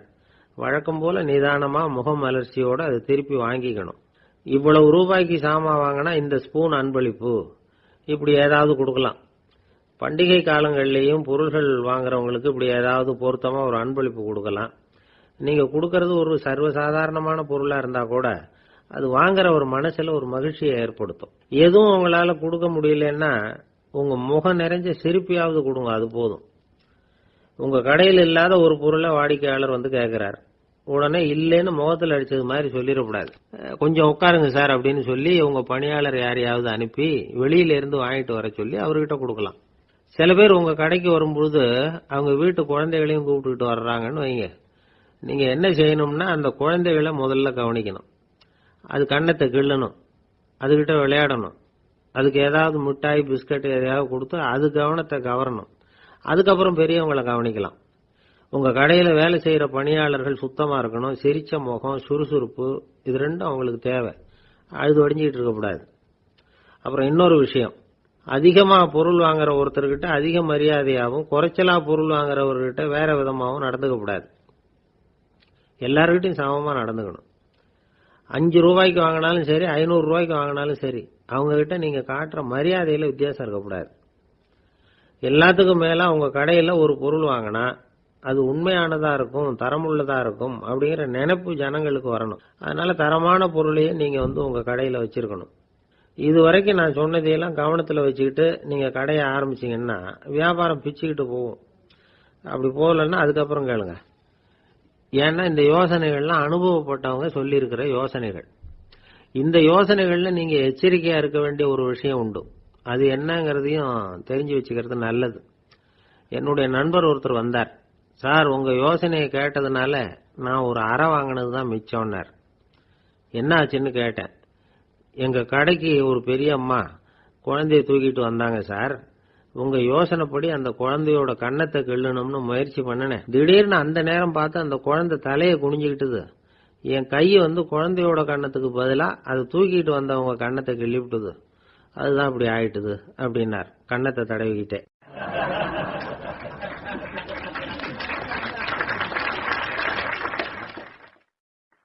கடற்கரை ஓரமா ஒரு பெரியவர் கையால மணலை கீறிக்கிட்டே உட்கார்ந்துருக்கிறார். என்னத்தையும் தேடிட்டு இருக்கிறது மாதிரி தெரிஞ்சுது. மெதுவா கிட்டத்துல போய் என்னத்தை தேடிட்டு இருக்கிறீங்க அப்படின்னு கேட்டோம். அவரு சாவகாசமா நிமிந்து பார்த்து நிம்மதியை தேடிட்டு இருக்கிறேன்னார். நாங்க ஒரு மாதிரி ஆயிட்டோம். இருந்தாலும் சமாளிச்சுக்கிட்டு, சார் மணல்ல கிழிஞ்சல் தான் கிடைக்கும், நிம்மதி கிடைக்காது அப்படின்னோம். சரி இன்னைக்கு வசமா நம்ம கிட்ட ஒரு ஆள் மாட்டிக்கிட்டார் அப்படின்னு நினைச்சு அவர் பக்கமா போய் உட்காந்துக்கிட்டு கதை சொல்ல ஆரம்பிச்சிட்டோம். ஒரு பெரிய மன்னர் இருந்தார். அவருக்கு எல்லா வசதியும் இருந்தது. இருந்தாலும் ஒரே ஒரு குறை. அது என்னன்னா நிம்மதி இல்லைங்கிற குறை. அரண்மனையில தினமும் கலை நிகழ்ச்சி, நாட்டியம் எல்லாம் நடந்துகிட்டு தான் இருந்தது. இருந்தாலும் நிம்மதி இல்லை. சரி நிம்மதி எங்க கிடைக்கும் அப்படின்னு தேட ஆரம்பிச்சார். உடனே அதுக்கான முயற்சிகள்ல தீவிரமா இறங்கினார். நாட்டில் உள்ள தத்துவ மேதைகளை எல்லாம் கூப்பிட்டுட்டு வர சொன்னார். எல்லாரும் சேர்ந்தாங்க. அவங்கள பார்த்து நிம்மதி எங்க இருக்குது அப்படின்னு விசாரிச்சார். அவங்களுக்கு அது தெரிஞ்சா ஏன் இப்படி ராஜா முன்னாடி நின்றுட்டு இருக்க போறாங்க? ராஜாவோட கேள்விக்கு ஒவ்வொருத்தரும் ஒவ்வொரு மாதிரி விளக்கம் கொடுக்க ஆரம்பிச்சிட்டாங்க. எந்த பதிலும் ராஜாவுக்கு திருப்தி அளிக்கக்கூடிய அளவுக்கு இல்லை. சரி போயிட்டு வாங்கன்னு சொல்லி அவங்கள எல்லாம் அனுப்பி வச்சுட்டார். ஒரு நாள் அவர் மாளிகையில உப்பருகையில நின்றுட்டு இருக்கிறார். அந்த சமயத்துல தெருவில் ஒரு பிச்சைக்காரன் ரொம்ப உல்லாசமா பாட்டு பாடிக்கிட்டே போயிட்டு இருக்கிறான். குரல்ல ஒரு சந்தோஷம், நடையில ஒரு மிடுக்கு. அவங்ககிட்ட கொஞ்சம் கூட கவலை இருக்கிறதா தெரியல. உடனே ராஜா அதை பார்த்தார். ஏவலாளிகளை வந்து கைதட்டி கூப்பிட்டார். உடனே ஓடி போய் அந்த பிச்சைக்காரனை இங்க அழைச்சிட்டு வாங்கன்னு உத்தரவு போட்டார். இவங்க உடனே ஓடி போய் அவனை கூப்பிட்டாங்க. அரண்மனைக்கு வாழ்ந்தாங்க. அவன் வரல. அரண்மனைக்குள்ள அடி எடுத்து வைக்க மாட்டேன்னு சொல்லிவிட்டான். ராஜா கிட்ட வந்து விஷயத்தை சொன்னாங்க. அவருக்கு ரொம்ப ஆச்சரியம், இப்படி ஒரு ஆள் இருக்கிறானா அப்படின்னு. சரி, அவன் என்னதான் சொல்றான் அப்படின்னு விசாரிச்சார். இவங்க மறுபடியும் தெருவுக்கு போய் கேட்டாங்க. என்ன பார்க்கணும்னா ராஜா விருப்பப்பட்டாருன்னா அவரை வேணும்னா இங்க வர சொல்லுங்க அப்படின்னு சொல்லிவிட்டான். அதை வந்து ராஜா கிட்ட சொன்னாங்க. அவருக்கு கோபம் வரல. இவ்வளவு சுதந்திர உணர்வோட இருக்கிறவன் சாதாரண ஆளா இருக்க முடியாது அப்படின்னு நினைச்சார். உடனே கிடுகிடுன்னு இறங்கி தெருவுக்கு வந்தார். பிச்சைக்காரங்கிட்ட போனார். நீ கவலைப்படாம சந்தோஷமா பாடிட்டு போறியே, அது எப்படி முடியுது உன்னால அப்படின்னு கேட்டார். ஏன் அப்படி கேக்குறீங்கன்னு அவன், அதுக்கு இல்ல, எனக்கு அரண்மனையில எவ்வளவோ சுகபோகங்கள்லாம் இருக்கு, இருந்தாலும் நிம்மதி இல்ல. இது ஏன்னு எனக்கு தெரியல. இந்த தேசத்துல உள்ள அறிஞர்களை எல்லாம் கூப்பிட்டு கேட்டு பார்த்துட்டேன், அவங்களுக்கும் தெரியல. உன்னை கேட்டா தெரியும்னு நினைச்சேன், அதனாலதான் சந்திக்கிறதுக்கு ஆசைப்பட்டேன். ஆனா நீ வரமாட்டேன்னு விட்டியே அப்படின்னார். பிச்சைக்காரன் கடகடன்னு சிரிக்க ஆரம்பிச்சுட்டான். மகிழ்ச்சிக்கும் உங்களுக்கும் தடையா இருக்கிறது இந்த மாளிகை தான். இதை விட்டுட்டு வெளியில வந்துட்டா நிம்மதி தேடிட்டு வந்துரும்னா. நான் அரசன், எனக்குன்னு கடமைகள் இருக்கு, அதையெல்லாம் விட்டுட்டு எப்படி வர முடியும்னார் ராஜா. ரெண்டும் ஒரே நேரத்துல கிடைக்கணுங்கிறது முடியாத காரியம். உங்க சுகபோகத்துக்கு விலையாதான் உங்க நிம்மதியை கொடுத்துக்கிட்டு இருக்கிறீங்க. என்ன பாருங்க, என்கிட்ட எதுவும் இல்லை, அதனால எதுவும் போயிடுமோங்கிற பயமும் இல்லை, நிம்மதியா இருக்கிறேன் அப்படின்னா அவன். ராஜா உடனே சந்தோஷப்பட்டு தன்னுடைய மேலங்கியை எடுத்து அவனுக்கு பரிசா கொடுத்தாராம். அவன் சிரிச்சுக்கிட்டே அதை வாங்க மாட்டேன்னு விட்டானான். இதை நீங்க எனக்கு கொடுக்கறதுனால எந்த பயனும் இல்லை, அதே நேரத்தில் அதை வாங்கிக்கிட்டேன்னா அடுத்த வினாடியிலிருந்து அதை எப்படி காப்பாத்துறதுங்கிற கவலை எனக்கு வந்து சேர்ந்துடும், அப்புறம் தூக்கம் வராது, நிம்மதி போயிடும் அப்படின்னானா. சொல்லிவிட்டு அவன் பாட்டுக்கு சந்தோஷமா பாடிக்கிட்டே போயிட்டான். நிம்மதி எங்க இருக்குங்கிறதையும் ராஜா தெரிஞ்சுக்கிட்டார். அந்த இடத்துக்கு தன்னால போக முடியாதுங்கிறதையும் அவர் புரிஞ்சுக்கிட்டார். இப்படி இந்த கதைய அந்த கடற்கரையில மணலை கீறிக்கிட்டே உட்கார்ந்துருந்தார அந்த பெரியவர்கிட்ட சொல்லி முடிச்சோம். அவர் முகத்துல ஒரு தெளிவு தெரிஞ்சது. எங்களை நிமிர்ந்து பார்த்தார். ரொம்ப நன்றிங்க, இப்ப எனக்கு தெரிஞ்சு போச்சு, நிம்மதி வேணும்னா அதுக்கு என்ன பண்ணணும்னு இப்ப நல்லா புரிஞ்சுக்கிட்டேன் அப்படின்னார். என்ன புரிஞ்சுக்கிட்டீங்கன்னு கேட்டோம். இனிமே இந்த பக்கம் வந்தா உங்க கண்ணுல படாத இடமா பார்த்து உட்காரணும்னு புரிஞ்சுக்கிட்டேன் அப்படின்னார்.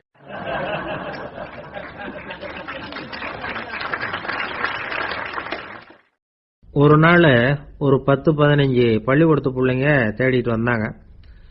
உங்களை பார்த்துட்டு தான் போகணும், அதுக்காக தான் வந்திருக்கோம்னாங்க. என்ன விஷயம்னு கேட்டோம்.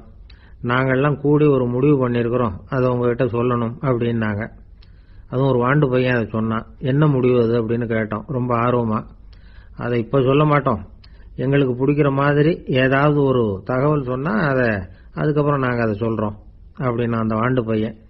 சரி, சின்ன பையன்கிட்ட இன்னைக்கு வசமா மாட்டிக்கிட்டோம் அப்படின்னு நினைச்சுக்கிட்டு அவங்களுக்கு தகுந்த மாதிரி ஒரு கதை சொல்ல ஆரம்பிச்சோம். அது என்ன கதைன்னா, ஒரு பெரிய காடு, அதுல பலவிதமான மிருகங்கள். அந்த காட்டுக்கு ஒரு சிங்கம் தான் ராஜா. எப்பவும் காட்டுக்கு அதுதானே ராஜா. ஒரு பெரிய யானைக்கு இது பொறுக்கல. என்ன இது, எப்ப பார்த்தாலும் இங்க சிங்கத்துக்கே ராஜா பதவி கிடைக்குது, நான்லாம் எவ்வளவு பலசாலியா இருக்கிறேன், அப்படி இருந்தும் எனக்கு அந்த பதவி கிடைக்கலையே அப்படின்னு தனக்குள்ள பொறுமிக்கிட்டே இருந்தது. ராஜா பதவியை நினைச்சு ரொம்ப ஏக்கம், அதுக்கு பதவி மோகம். இந்த சமயம் பார்த்து ஒரு குள்ள நெறி கூட்டம் அதை தேடிட்டு வந்தது. ஐயா பெரியவங்களே, நீங்க இந்த காட்டுக்கு ராஜாவா இருக்க ஆசைப்படுறீங்க, அதுல ஒன்றும் தப்பு இல்லை.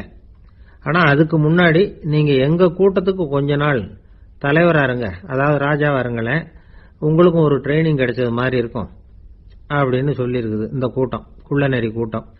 இதை கேட்ட உடனே யானைக்கு ரொம்ப சந்தோஷம் தாங்கல. அதுதான் எப்பன்னு பதவிக்காக காத்துக்கிட்டு இருக்குதே. இருந்தாலும் கொஞ்சம் பிகுவோட, சரி நீங்கள்லாம் இவ்வளவு தூரம் என்ன தேடிட்டு வந்து கேட்கறதுனால மறுக்க முடியல அப்படின்னு ரொம்ப ஏதோ அவளுக்கு சிரமப்பட்டு ஒத்துக்கிறது மாதிரி ஒத்துக்கிட்டது. ஏதோ உங்க ஆசைக்கு கட்டுப்படுறேன், கொஞ்ச நாள் உங்க கூட்டத்துக்கு ராஜாவா இருக்கிறதுக்கு சம்மதிக்கிறேன் அப்படின்னுது. உடனே அந்த யானை வந்து ராஜ நட போட ஆரம்பிச்சுட்டுது. யானை சாதாரணமா நடந்தாவே எப்படி இருக்குங்கிறது நமக்கு தெரியும், அதுவே ராஜ நடந்தா எப்படி இருக்கும் கற்பனை பண்ணி பாருங்க. யானை முன்னாடி கம்பீரமா போய்கிட்டு இருக்குது, தலைவர் இல்லையா, அதனால குள்ள நரிகள்லாம் ரொம்ப அடக்கமா அது பின்னாடி அணிவகுத்து போயிட்டு இருக்குது. ராஜா வாழ்க மன்னர் வாழ்க அப்படின்னு கோஷம் வேற. யானைக்கு தலைகால் புரியல, அவ்வளவு சந்தோஷம். அந்த யானைக்கு செருக்கு ஆணவம் எல்லாம் ஏற்பட்டு போச்சு. அதுக்கப்புறம் அது தரையை பார்க்குமா, நிமிர்ந்து நடக்க ஆரம்பிச்சுட்டுது. தரையை பார்க்கறதே இல்லை. அப்படி போயிட்டு இருக்கிறப்போ ஒரு சதுப்பு நிலத்துல திடீர்னு காலை வச்சுட்டுது. அவ்வளவுதான், கால் உள்ள போட்டுது. இன்னொரு காலை எடுத்து வச்சது, அதுவும் உள்ள போட்டுது. அந்த 2 காலையும் எடுக்கிறதுக்காக அடுத்த 2 காலையும் அழுத்துச்சு, அதுவும் உள்ள போக ஆரம்பிச்சுட்டுது. இப்ப 4 காலம் வசமா சேத்துல அழுந்தி போச்சு, எடுக்க முடியல. குள்ள நரிகள்லாம் அதை சுத்தி சுத்தி வந்தது. சிலது சுத்தி நின்று டான்ஸ் ஆட ஆரம்பிச்சுட்டுது யானையை பார்த்துட்டு. இதை யானை பார்த்தது. என்ன இது தலைவர், நான் தவிச்சுக்கிட்டு இருக்கிறேன், தொண்டர்கள்லாம் சுத்தி நின்று வேடிக்கை பார்த்துக்கிட்டு இருக்கிறீங்க, டான்ஸ் ஆடுறீங்க அப்படின்னு கேட்டுதான். தொண்டர்களே, தலைவர் நான் தவிச்சுக்கிட்டு இருக்கிறது உங்களுக்கு தெரியலையா?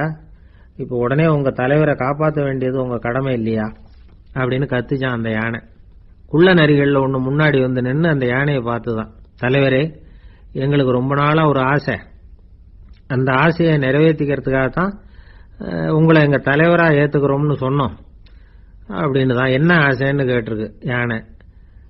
யானை கறி சாப்பிட்டு பார்க்கணுங்கிறது எங்களுக்கு ரொம்ப நாளா ஆசை, அது இன்னைக்கு தான் நிறைவேற போகுது அப்படின்னு தான் அந்த நரி. இதை கேட்ட உடனே அந்த யானை அப்படியே மூர்ச்சி ஆயிட்டு தான். நரிகள்லாம் அது மேலே ஏறி குதற ஆரம்பிச்சுட்டு தான். பதவி மேல இருந்த பேராசை அந்த பலசாலியான யானையையே மாட்டி விட்டுட்டுது பாத்தீங்களா அப்படின்னு சொல்லி முடிச்சோம் இந்த கதையை அந்த சின்ன பிள்ளைங்க கிட்ட. சரிங்க, இப்ப நாங்க உங்களை தேடி வந்த விஷயம் என்னங்கறத சொல்லவா அப்படின்னா ஒரு வாண்டு பையன். சீக்கிரம் சொல்லு தம்பி, சஸ்பென்ஸ் தாங்கல அப்படின்னும். அவன் மெதுவா எங்களை பார்த்து சொல்றான், எங்களுக்கு கொஞ்ச நாள் நீங்க தலைவரா இருந்தா தேவல அப்படின்னா.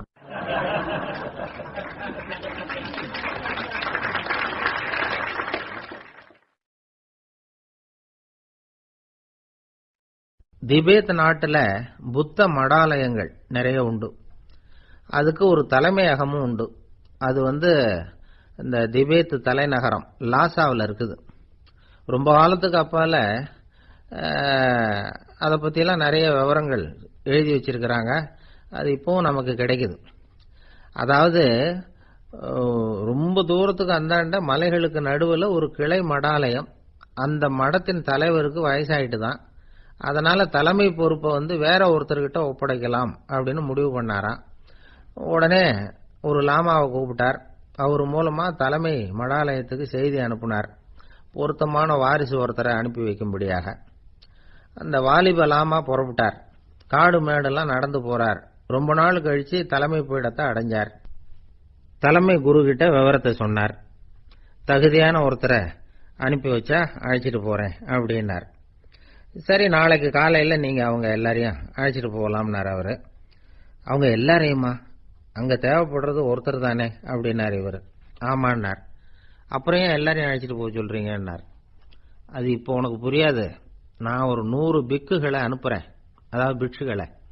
அவ்வளவு பேரையும் அங்க வச்சு சமாளிக்க முடியாது அப்படின்னாரு இவரு.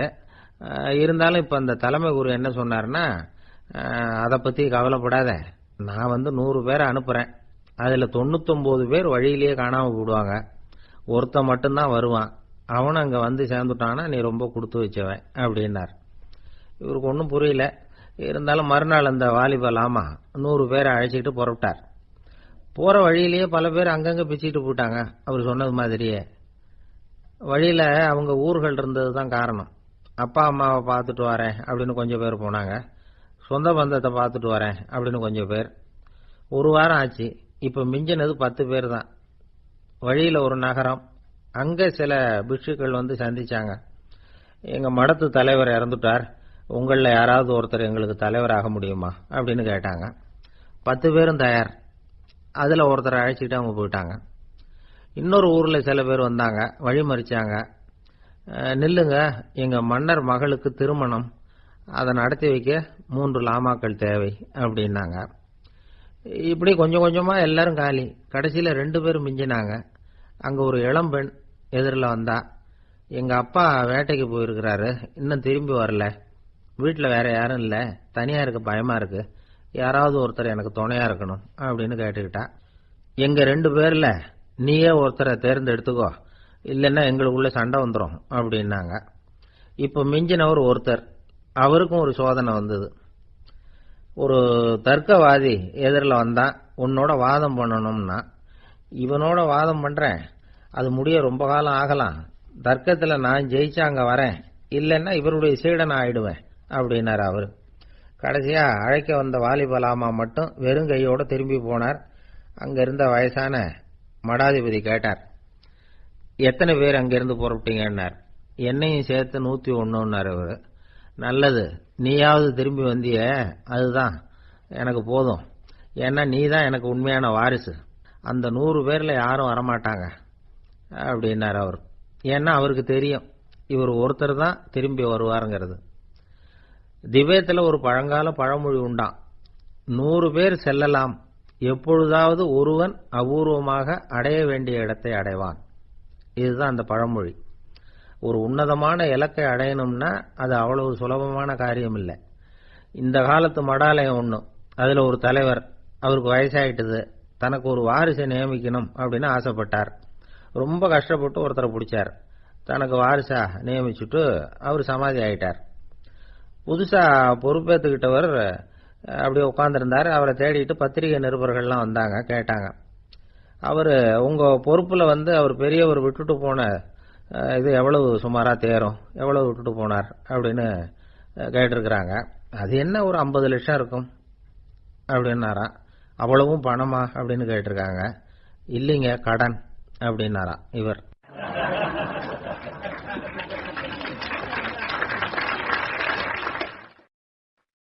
உங்க மேல எனக்கு அளவு கடந்த அன்பு அப்படின்னு யாராவது சொன்னா அதை அலட்சியமா நினைச்சிடக்கூடாது. அது கொஞ்சம் சீரியஸான விஷயம். அளவுக்கு மிஞ்சினா எதுவுமே இடைஞ்சல் தானே. அன்பும் அப்படிதான். அன்பு அதிகமா இருந்தா அது எப்படி கெடுதல் பண்ணும் அப்படிங்கிற சந்தேகம் உங்களுக்கு வரலாம். தசரதன் கதை என்னாச்சு? கைகேயி மேல வச்ச அளவு கடந்த அன்பு, ராமன் காட்டுக்கு போறாப்புல ஆயிட்டுது இல்ல.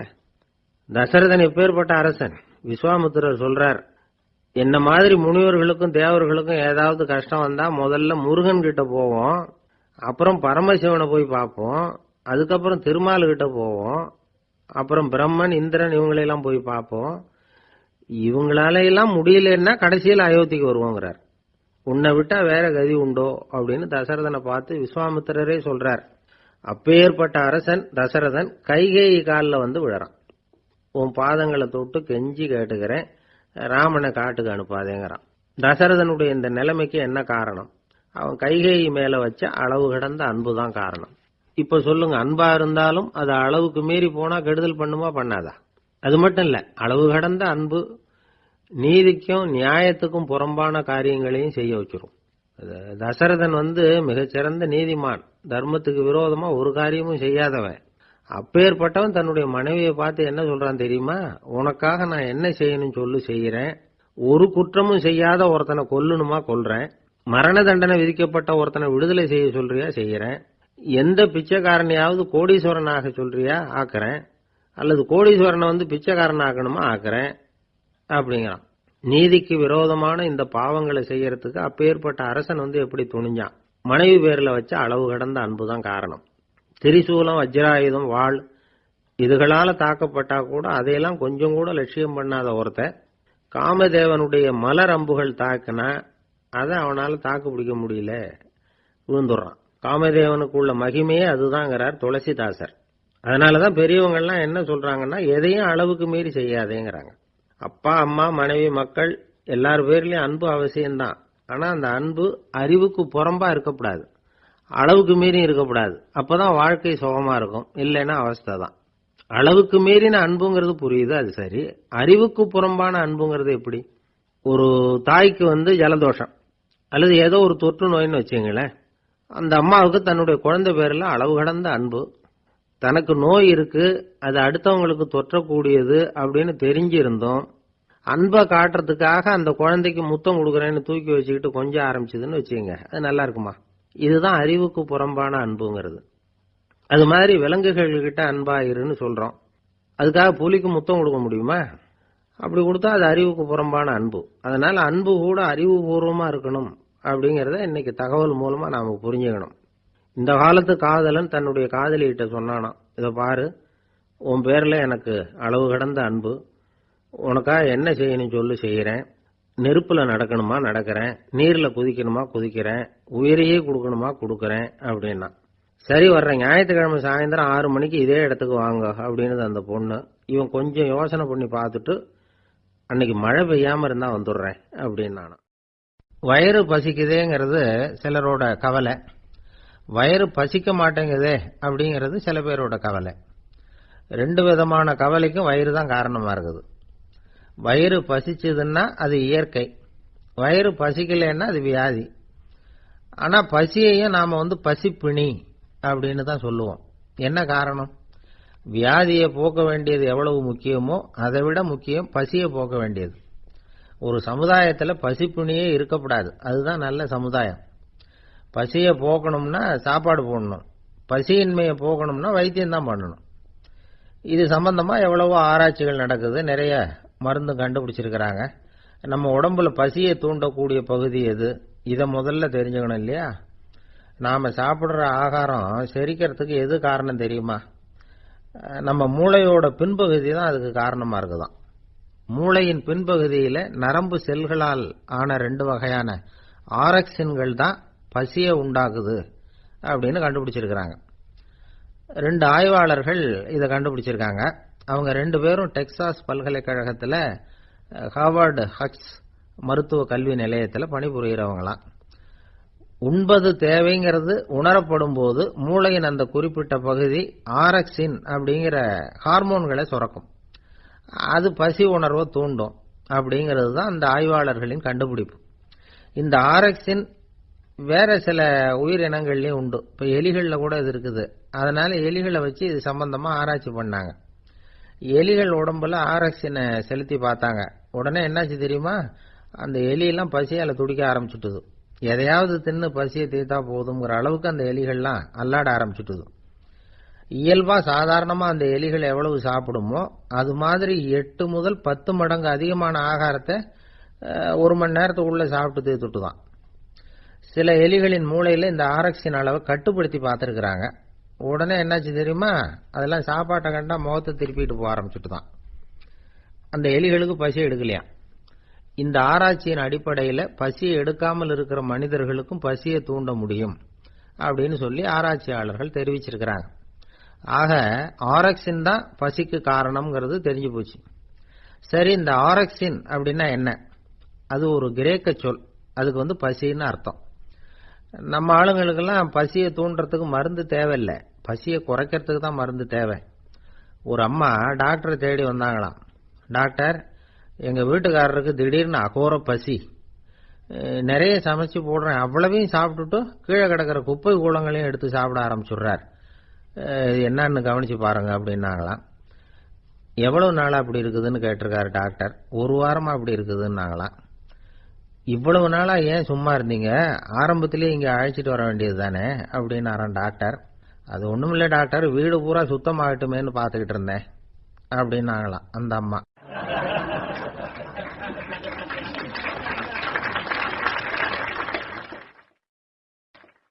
ரொம்ப பேருக்கு கூட்டத்தில் பேசுறதுன்னா பயம். நமக்கு ஒன்றும் தெரியாதுன்னு மற்றவங்க நினைச்சிடக்கூடாதுங்கிற எண்ணம் தான் இதுக்கு காரணம். ரொம்ப முக்கியமான ஒரு கூட்டம்னா பயம் அதிகமா இருக்கும். முக்கியமானவங்கெல்லாம் வருவாங்களே, அவங்கெல்லாம் நம்மளை பத்தி மட்டமா நினைச்சிருவாங்களே அப்படிங்கிற பயம் வந்துடும். ஆனா மேடை பேச்சுங்கிறது அவ்வளவு கடினமான ஒரு காரியம் இல்லைங்கிறாங்க அது சம்பந்தமான நிபுணர்கள். யாரும் பேச்சாளர் ஆகலாம், இது ஒன்றும் பெரிய கிஃப்ட் கிடையாது அப்படின்னு அவங்க சொல்றாங்க. நீங்க ஒரு சிறந்த பேச்சாளர் ஆகணுமா அப்படின்னா அதுக்குன்னு சில ஆலோசனைகளை சொல்லி வச்சிருக்கிறாங்க அனுபவசாலிகள். முதல் ஆலோசனை என்னன்னா, உங்க பேச்சு எளிமையா இருக்கணும். ஏதாவது ஒரு கருத்து அல்லது 2 கருத்து சொன்னா போதும், 20 அல்லது 30 கருத்துக்களை சொல்லிட்டே போகக்கூடாது.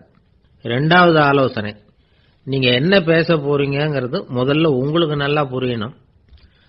அதுக்கப்புறம் தான் அதை அடுத்தவங்களுக்கு புரிய வைக்க முடியும். எப்படி ஆரம்பிக்க போறோம், எந்த கருத்தை முக்கியமா வலியுறுத்த போறோம், எப்படி முடிக்க போறோம் அப்படிங்கறத முதல்ல நல்லா சிந்திச்சு மனசுல வச்சுக்கணும். கடைசியா என்ன சொல்றீங்களோ அதுதான் கேட்கறவங்க மனசுல நிக்கும். 3வது ஆலோசனை என்னன்னா, உங்க பேச்சு சுருக்கமா இருக்கணும். ஒரு 15 நிமிஷம் பேசுறது ரொம்ப பொருத்தம், மணிக்கணக்கில் பேசிக்கிட்டு இருக்கிறது நல்லதில்லை. 4வது ஆலோசனை, நீங்க பேசுறது உண்மையா இருக்கணும், உங்களுக்கு உண்மையான அனுபவங்கள் இருக்கும், அதை சொல்லலாம். உங்களுடைய உண்மையான அனுபவங்களை மற்றவங்களோட பகிர்ந்துக்கணும், அதுதான் முக்கியம். 5வது ஆலோசனை, ஆரம்பத்துல கொஞ்ச நேரம் உங்களை பத்தியும் எதிரில் உள்ளவங்களை பத்தியும் சம்பந்தப்படுத்தி ஏதாவது பேசி ஒரு நெருக்கத்தை ஏற்படுத்திக்கணும். ஒவ்வொருத்தரும் இப்ப இவர் பேச போறது நம்ம சம்பந்தப்பட்டது அப்படின்னு நினைக்க ஆரம்பிச்சிருவாங்கல்ல, அதுக்கப்புறம் அவங்க கேட்க தயாராயிட்டாங்கன்னு அர்த்தம். எதிரில் உட்கார்ந்துருக்கிற கூட்டத்தில இருந்து 3 பேரை தேர்ந்தெடுங்க. அதாவது வலது பக்கம் ஒருத்தர், நடுவுல ஒருத்தர், இடது பக்கம் ஒருத்தர். அதாவது உங்களை ரொம்ப கனிவாகவும் ஆர்வமாகவும் பார்க்கிறவரா பார்த்து தேர்ந்தெடுத்துங்க மனசுக்குள்ள.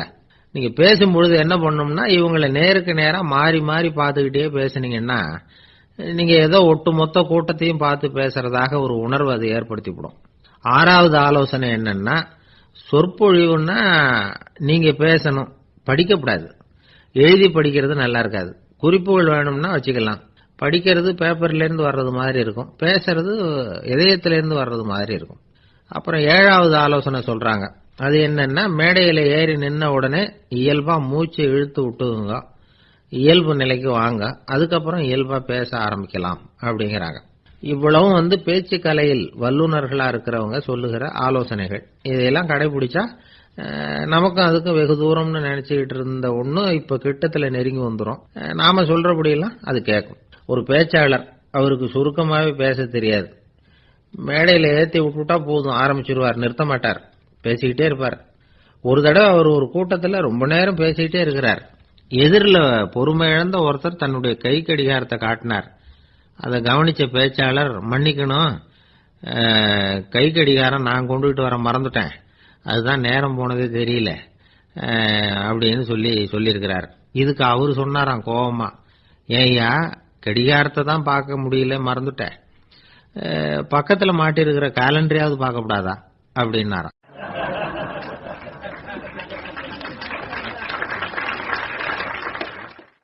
ஒரு ஆளு வேகமா நடந்து போய்கிட்டு இருந்தான். அவன் வேகமா நடக்கிறதுக்கு காரணம் வெயில் காலம், காலில் செருப்பு இல்லை, மணல் பாதை, அதுதான் வேகம். காலில் செருப்பும் இல்லாம கையில குடையும் இல்லாம அந்த ஆளு வெயில்ல நடந்து போய்கிட்டு இருக்கிறான். அந்த சமயத்துல இன்னொருத்தன் குதிரை மேல ஏறி அந்த வழியா வந்துகிட்டு இருக்கிறான். அவன் காலில் செருப்பும் இருந்தது, கையில குடையும் இருந்தது. நடந்து போய்கிட்டு இருந்தவன் அந்த குதிரை ஆசாமியை பார்த்து கேட்டான், ஐயா நீங்களும் குதிரை மேல உட்காந்துக்கிட்டு போய்கிட்டு இருக்கிறீங்க, அப்படி இருக்கிறப்போ உங்களுக்கு அந்த செருப்பு என்னத்துக்கு, அதை எனக்கு கொடுத்து உதவலாமே அப்படின்னா. குதிரை மேல உட்காந்துருந்தவன் யோசனை பண்ணி பார்த்தான், இவன் சொல்றது நியாயம்தானே அப்படின்னு சொல்லி தன்னுடைய செருப்பை கழட்டி அந்த வழிபோக்கனுக்கு கொடுத்துட்டான். ரொம்ப நல்லதுங்க அப்படின்னு சொல்லி இவன் அதை வாங்கி காலில் மாட்டிக்கிட்டான். அதுக்கப்புறம் மறுபடியும் இவன் ஆரம்பிச்சான், ஐயா நீங்க குதிரையில போறதுனால போக வேண்டிய இடத்துக்கு வேகமா போய் சேர்ந்துருவீங்க, அதனால உங்க கையில் அந்த குடை என்னத்துக்கு, நான் நடந்து போயிட்டு இருக்கிறவன், ரொம்ப நேரம் நடக்க வேண்டியிருக்கும் இந்த வெயில்ல, அதனால அந்த குடையையும் எனக்கு கொடுங்களேன் அப்படின்னா. குதிரை வீரன் யோசனை பண்ணி பார்த்தான், இதுவும் நியாயம்தானே அப்படின்னு அவனுக்கு தோணுச்சு. உடனே இறக்கப்பட்டு தன் காலில் இருந்த செருப்பை கொடுத்தது மாதிரியே தன் கையில் இருந்த குடையையும் இவங்கிட்ட கொடுத்துட்டான். அதுக்கப்புறம் அவன் நிம்மதியா புறப்பட்டான். இப்ப மறுபடியும் கை தட்டி அவனை நிறுத்தினான். கீழே நின்றுட்டு இருந்தவன், என்னப்பா ஏன் என்ன நிறுத்தின, இன்னும் ஏதாவது வேணுமா உனக்கு அப்படின்னா குதிரையில இருந்தவன். இவன் மெதுவா வாயை திறந்து அந்த குதிரையையும் என்கிட்ட கொடுத்துருங்களேன்னா. அந்த குதிரை வீரன் இப்ப ஒரு கணம் யோசனை பண்ணி பார்த்தான். உடனே என்ன பண்ணான் தெரியுமா, தன்கிட்ட இருந்த குதிரை சவுக்கை எடுத்தான். குதிரை சவுக்கால அந்த ஆளை வாங்குவாங்கன்னு வீசி தள்ளிவிட்டான். இவ்வளவு சவுக்கடியும் வாங்கிட்டு இந்த ஆள் என்ன பண்ணான் தெரியுமா, சிரிக்கிறான். அடி வாங்கிட்டு யாராவது சிரிப்பாங்களா? குதிரை வீரனுக்கு ஒன்றும் புரியல. என்னப்பா அது, ஏன் இப்படி அடி வாங்கிட்டு இப்படி சிரிக்கிறியே அப்படின்னு கேட்டான். இப்ப அந்த வழிபோக்கன் சொல்றான், ஐயா நான் இப்படி சிரிக்கிறதுக்கு காரணம் இருக்கு. இப்படி குதிரை கேட்டு உங்ககிட்ட அடி வாங்கலைன்னு வச்சுக்கோங்க, என் உயிர் உள்ள வரைக்கும் மனசுல ஒரு தவிப்பு இருந்துகிட்டே இருக்கும். செருப்பையும் கொடையையும் கேட்ட உடனே கொடுத்தவன் குதிரையையும் கேட்டிருந்தா கொடுத்துருப்பானோ அப்படிங்கிற பேராசையில ஏங்கிக்கிட்டே இருந்திருப்பேன். இப்ப உங்ககிட்ட அடி வாங்கின பிறகு என்னுடைய அந்த சந்தேகம் தீர்ந்து போச்சு. என்னுடைய ஆசைக்கு எல்லை எது அப்படிங்கறத எனக்கு புரிஞ்சுட்டுது அப்படின்னு சொல்லிவிட்டு அவன் நடக்க ஆரம்பிச்சுட்டானான். ஆசைக்கும் எல்லை உண்டு அப்படிங்கிறத விளக்கறதுக்காக வாரியார் சுவாமிகள் சொல்ற கதை இது. இந்த காலத்திலயும் ஒருத்தன் அது மாதிரி கொடை செருப்போட குதிரையில போய்கிட்டு இருந்தான். எதிரில் நடந்து வந்தவன், ஐயா உங்க கொடையை எனக்கு கொடுங்களேன்னு கேட்டான். உடனே அவன் குதிரையிலிருந்து கீழே குதிச்சு அவனை சாட்டையால் அடிக்க ஆரம்பிச்சுட்டான். இன்னொருத்தர் அந்த வழியா வந்தவர் இதை பார்த்தார். ஏன்பா அவன் கேட்டான், உன்னால முடியலன்னா இல்லைன்னு சொல்லிட வேண்டியது தானே, அதுக்காக ஏன் இப்படி அவனை போட்டு அடிக்கிறேன்னு கேட்டார். உங்களுக்கு விவரம் புரியாது சார், காலம் ரொம்ப கெட்டு போச்சு, கேட்டதை கொடுத்தேன்னு வச்சுக்கோங்க, இந்த குதிரையே என்னோடது, அவன் திருடிக்கிட்டு போறான் அப்படின்னு என் பேர்ல புகார் கொடுக்க ஆரம்பிச்சிருவான் சார் அப்படின்னா. அது எப்படி அவ்வளவு உறுதியா சொல்றேன்னு கேட்டார் அவரு. ஏற்கனவே அது மாதிரி ஒருத்தன் பேர்ல புகார் கொடுத்துட்டு தான் இந்த குதிரையை நான் தள்ளிட்டு வந்துகிட்டு இருக்கிறேன். ஒரு ஊர்ல ஒரு ராஜா இருந்தார். அவரு ஒரு நாள் காலையில அரண்மனையில மேல் மாடத்துல வந்து நின்றுகிட்டு இருந்தார். அப்போ ஒரு ஆள் வீதியில ரொம்ப வேகமா ஓடிக்கிட்டு இருக்கான். அதை ராஜா கவனிச்சார். அவன் மனசுல ஏதோ ஒரு தவிப்பு இருக்குங்கிறத புரிஞ்சுக்கிட்டார். உடனே அரண்மனை சேவகர்களை கூப்பிட்டார். அந்த ஆளை இங்க அழைச்சிட்டு வாங்க அப்படின்னார். இவங்க ஓடி போய் அந்த ஆளை அழைச்சிட்டு வந்தாங்க. மன்னர் முன்னாடி நிறுத்தினாங்க. மன்னர் அவனை நிமிர்ந்து பார்த்தார். எதுக்காக இவ்வளவு வேகமா ஓடிக்கிட்டு இருக்கிற அப்படின்னு கேட்டார். இதுக்கு அவன் சொன்னா, மன்னா நம்ம கோட்டையின் வடக்கு வாசல் இருக்கு இல்லையா, அது ஓரமா ஒரு பெரிய பாறாங்கல் கிடக்கு. அதுக்கு அடியில நான் ஒரே ஒரு வெள்ளி நாணயத்தை புதைச்சி வச்சிருக்கேன். அது இப்ப எனக்கு தேவைப்படுது. என்னுடைய மனைவிக்கு ஒரு பரிசு வாங்கி கொடுக்க வேண்டியிருக்கு. அதுக்காக தான் அவசரமா ஓடிக்கிட்டு இருக்கிறேன் அப்படின்னா. மன்னர் யோசனை பண்ணார். அப்புறம் சொன்னார், அதுக்காகவா இப்படி ஓடுற, பரவாயில்ல, அதை பத்தி கவலைப்படாத, நான் உனக்கு 10 வெள்ளி காசுகள் தர்றேன், வாங்கிட்டு திரும்பி போ அப்படின்னார். இவன் தலையை சொரிஞ்சான். மன்னா நீங்க கொடுக்கறத ரொம்பவும் மகிழ்ச்சியோட வாங்கிக்கிறேன், இருந்தாலும் அதுக்கப்புறம் அந்த வடக்கு வாசலுக்கு போய் அங்க இருக்கிற ஒரு நாணயத்தையும் எடுத்துக்கிட்டு போயிடுறேனே அப்படின்னு. இத பாருப்பா, அந்த ஒரு நாணயத்தை மறந்துடு, உனக்கு 100 வெள்ளி நாணயங்கள் தரேன் இருக்கார். மன்னா ரொம்ப மகிழ்ச்சி, உங்க மாதிரி தாராள குணம் வேற யாருக்கும் வராது, நீங்க கொடுக்கற 100 நாணயங்களையும் வாங்கிக்கிறேன், இருந்தாலும் வடக்கு வாசலுக்கு போய் அதையும் எடுத்துக்கிட்டா 101 ஆயிடுமே அப்படின்னு. இத பாருப்பா, அந்த ஒரு நாணயத்தை மறந்துடு, அது எக்கேடாவது கெட்டு போகட்டும், நான் உனக்கு 100 பொற்காசுகள் தரேன், அதையாவது வாங்கிட்டு வந்த வழியிலேயே திரும்பி போடுன்னாராம். தங்க நாணயங்களே தரேன்னு சொல்றீங்க, தாராளமா வாங்கிக்கிறேன், இருந்தாலும் வடக்கு வாசலுக்கு போய் அப்படின்னு மறுபடியும் ஆரம்பிச்சான். அரசர் வந்து பொறுமை இழந்துட்டார். கடைசியா ஒரு முடிவுக்கு வந்துட்டார். இத பாருப்பா, உனக்கு என்னுடைய ராஜ்யத்திலேயே பாதியை கொடுத்துடுறேன், அப்படியாவது திருப்தியா திரும்பி போ அப்படின்னாராம். மன்னா உங்களுடைய பெருந்தன்மைக்கு ஈடு இணையே கிடையாது, தேசத்திலேயே பாதி பிரிச்சு கொடுக்கறேன்னு சொல்றீங்க, அதனால உங்ககிட்ட ஒரு சின்ன வேண்டுகோள் அப்படின்னானா. சொல்லுன்னாராம் மன்னர் ஆர்வமா. இவன் மெதுவா ஆரம்பிச்சான். அப்படி இந்த ராஜ்யத்தை 2ஆ பிரிக்கிறப்போ அந்த வடக்கு வாசல் இருக்கிற பக்கத்தை என்கிட்டயே கொடுத்துருங்க அப்படின்னு. மன்னர் அசந்து போயிட்டார். இந்த கதை எதுக்காகன்னு கேட்டா, மனம்ங்கிறது ஒரு குரங்குங்கிறத புரிஞ்சுக்கிறதுக்காகத்தான். உன்னை பிடிச்சுக்கிட்டா லேசில விடாது, அப்படிப்பட்ட மனச அறிவு தான் வழி நடத்தணும், அதுலதான் வாழ்க்கையின் வெற்றி அடங்கி இருக்குது. ஒரு சின்ன பையன் தெருவில் அழுதுகிட்டு இருந்தான். ஏன்பா அழுகுறேன்னு ஒரு பெரியவர் கேட்டார். 1 ரூபா காசை இங்க தொலைச்சுட்டேன் அப்படின்னா.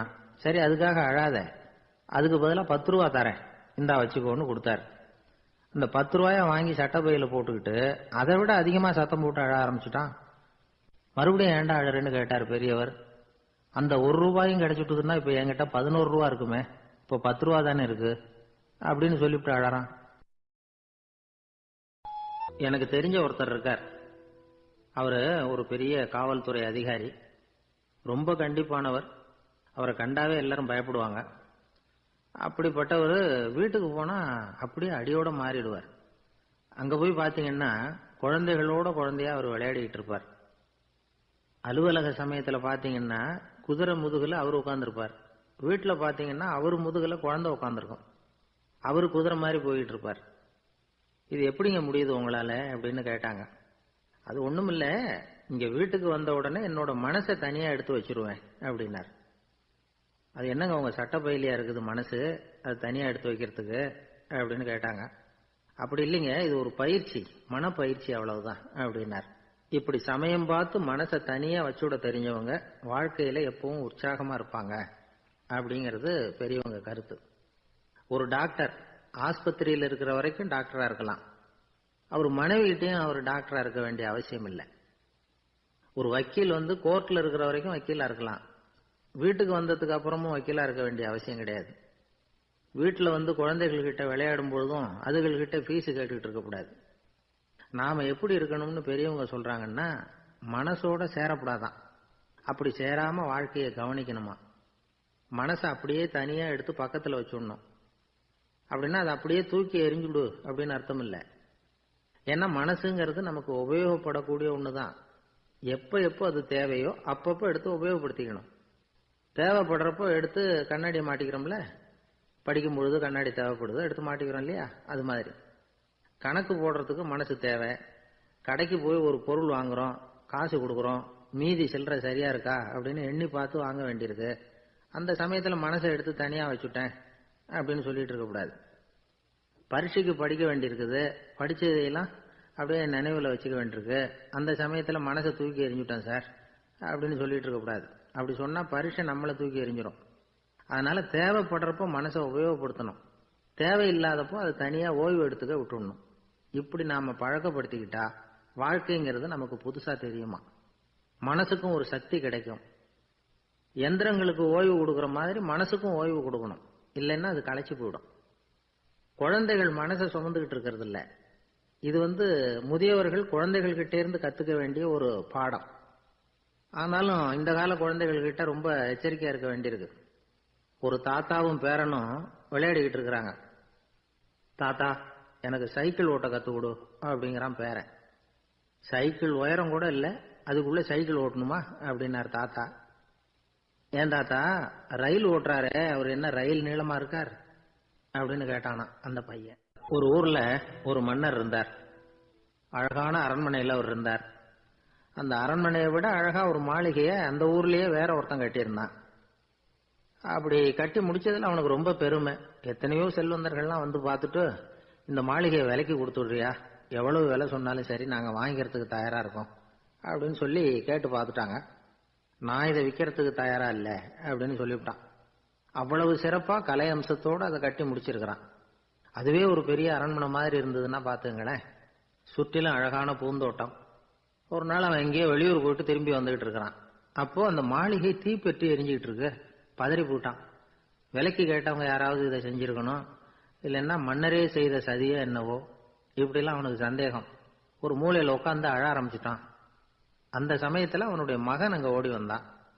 அப்பா அழாதீங்க, இதை நான் நேற்று ராத்திரியே நம்ம ஊர் மன்னருக்கு வித்துட்டேன். இதை கட்டி முடிக்க நமக்கு எவ்வளவு செலவாச்சோ அதை போல 3 மடங்கு விலைக்கு வித்துட்டேன், கவலைப்படாதீங்க. இதை விட அழகான மாளிகையை நாம புதுசா கட்டிக்கலாம்னா. இதை கேட்டதும் அழுதுகிட்டு இருந்தவன் அழுகையை நிறுத்தினான், சிரிக்க ஆரம்பிச்சுட்டான். இதே இடத்த நான் மன்னர்கிட்ட இருந்து விலைக்கு வாங்குவேன், இதை விட அழகான மாளிகையை கட்டுவேன் அப்படின்னு சுத்தி நின்ன எல்லார்கிட்டையும் சொல்லிக்கிட்டு இருந்தான். இந்த சமயத்துல அவனோட இளைய மகன் ஓடி வந்தான். அப்பா, அண்ணன் சொன்னதெல்லாம் சரிதான், மன்னர்கிட்ட விலை பேசினதெல்லாம் உண்மைதான், ஆனா வித்தது பேச்சு அளவுல தான். இனிமேதான் பத்திரம் வாங்கணும், எழுதணும், நீங்க கையெழுத்து போடணும், பதிவு பண்ணணும், மன்னர்கிட்ட பணம் வாங்கணும், அதுக்காகத்தான் உங்களை எதிர்பார்த்துக்கிட்டு இருந்தோம், அதுக்குள்ள இப்படி ஆயிட்டுதுன்னா.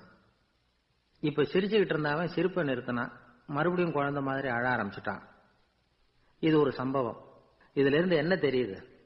அந்த அழகான மாளிகை தன்னுடையது அப்படின்னு நினைக்கும் பொழுது அவனுக்கு அழுகை வந்தது. அது தன்னுடையது இல்லை அப்படின்னு நினைக்கிற போது சிரிப்பு வந்தது. மறுபடியும் அது தன்னுடையதுதான் அப்படிங்கிற உணர்வு வரும்பொழுது அழுகை. எது எதிலிருந்து நீ நீங்கி இருக்கிறாயோ அது அதிலிருந்து உனக்கு துன்பம் இல்லை அப்படிங்கிறார் திருவள்ளுவர். இந்த உடம்பு என்னுடையதில்லை அப்படிங்கிற உணர்வு வந்துட்டா அது ஒரு பெரிய நிலை. அந்த நிலை வரணும். எல்லாத்தையும் பயன்படுத்திக்கலாம், ஆனா பற்றுல விழுந்துடக்கூடாது. உலகத்தில் இருங்கள், ஆனால் உலகத்தவராக இருக்காதீர்கள். உலகிற்குள் இருங்கள், உலகம் உங்களுக்குள் வந்துவிட அனுமதிக்காதீர்கள். விலகி இருங்கள், விழித்திருங்கள், மௌனமாய் பார்த்திருங்கள் அப்படிங்கிறது சான்றோர் கருத்து. செய்ய வேண்டிய கடமையிலிருந்து விலகி இருக்கிறவர்கள் நம்ம கிட்ட நிறைய பேர் உண்டு. அப்படிப்பட்ட ஒருத்தர் டாக்டர் கிட்ட போனார். டாக்டர், நான் ஒரு கவர்மெண்ட் ஆபீஸ்ல வேலை பார்க்கிறேன், எனக்கு ஒரே அசதியா இருக்கு, என்னை சோதிச்சு பாருங்க, ஆலோசனை சொல்லுங்க ஏதாவதுன்னார்.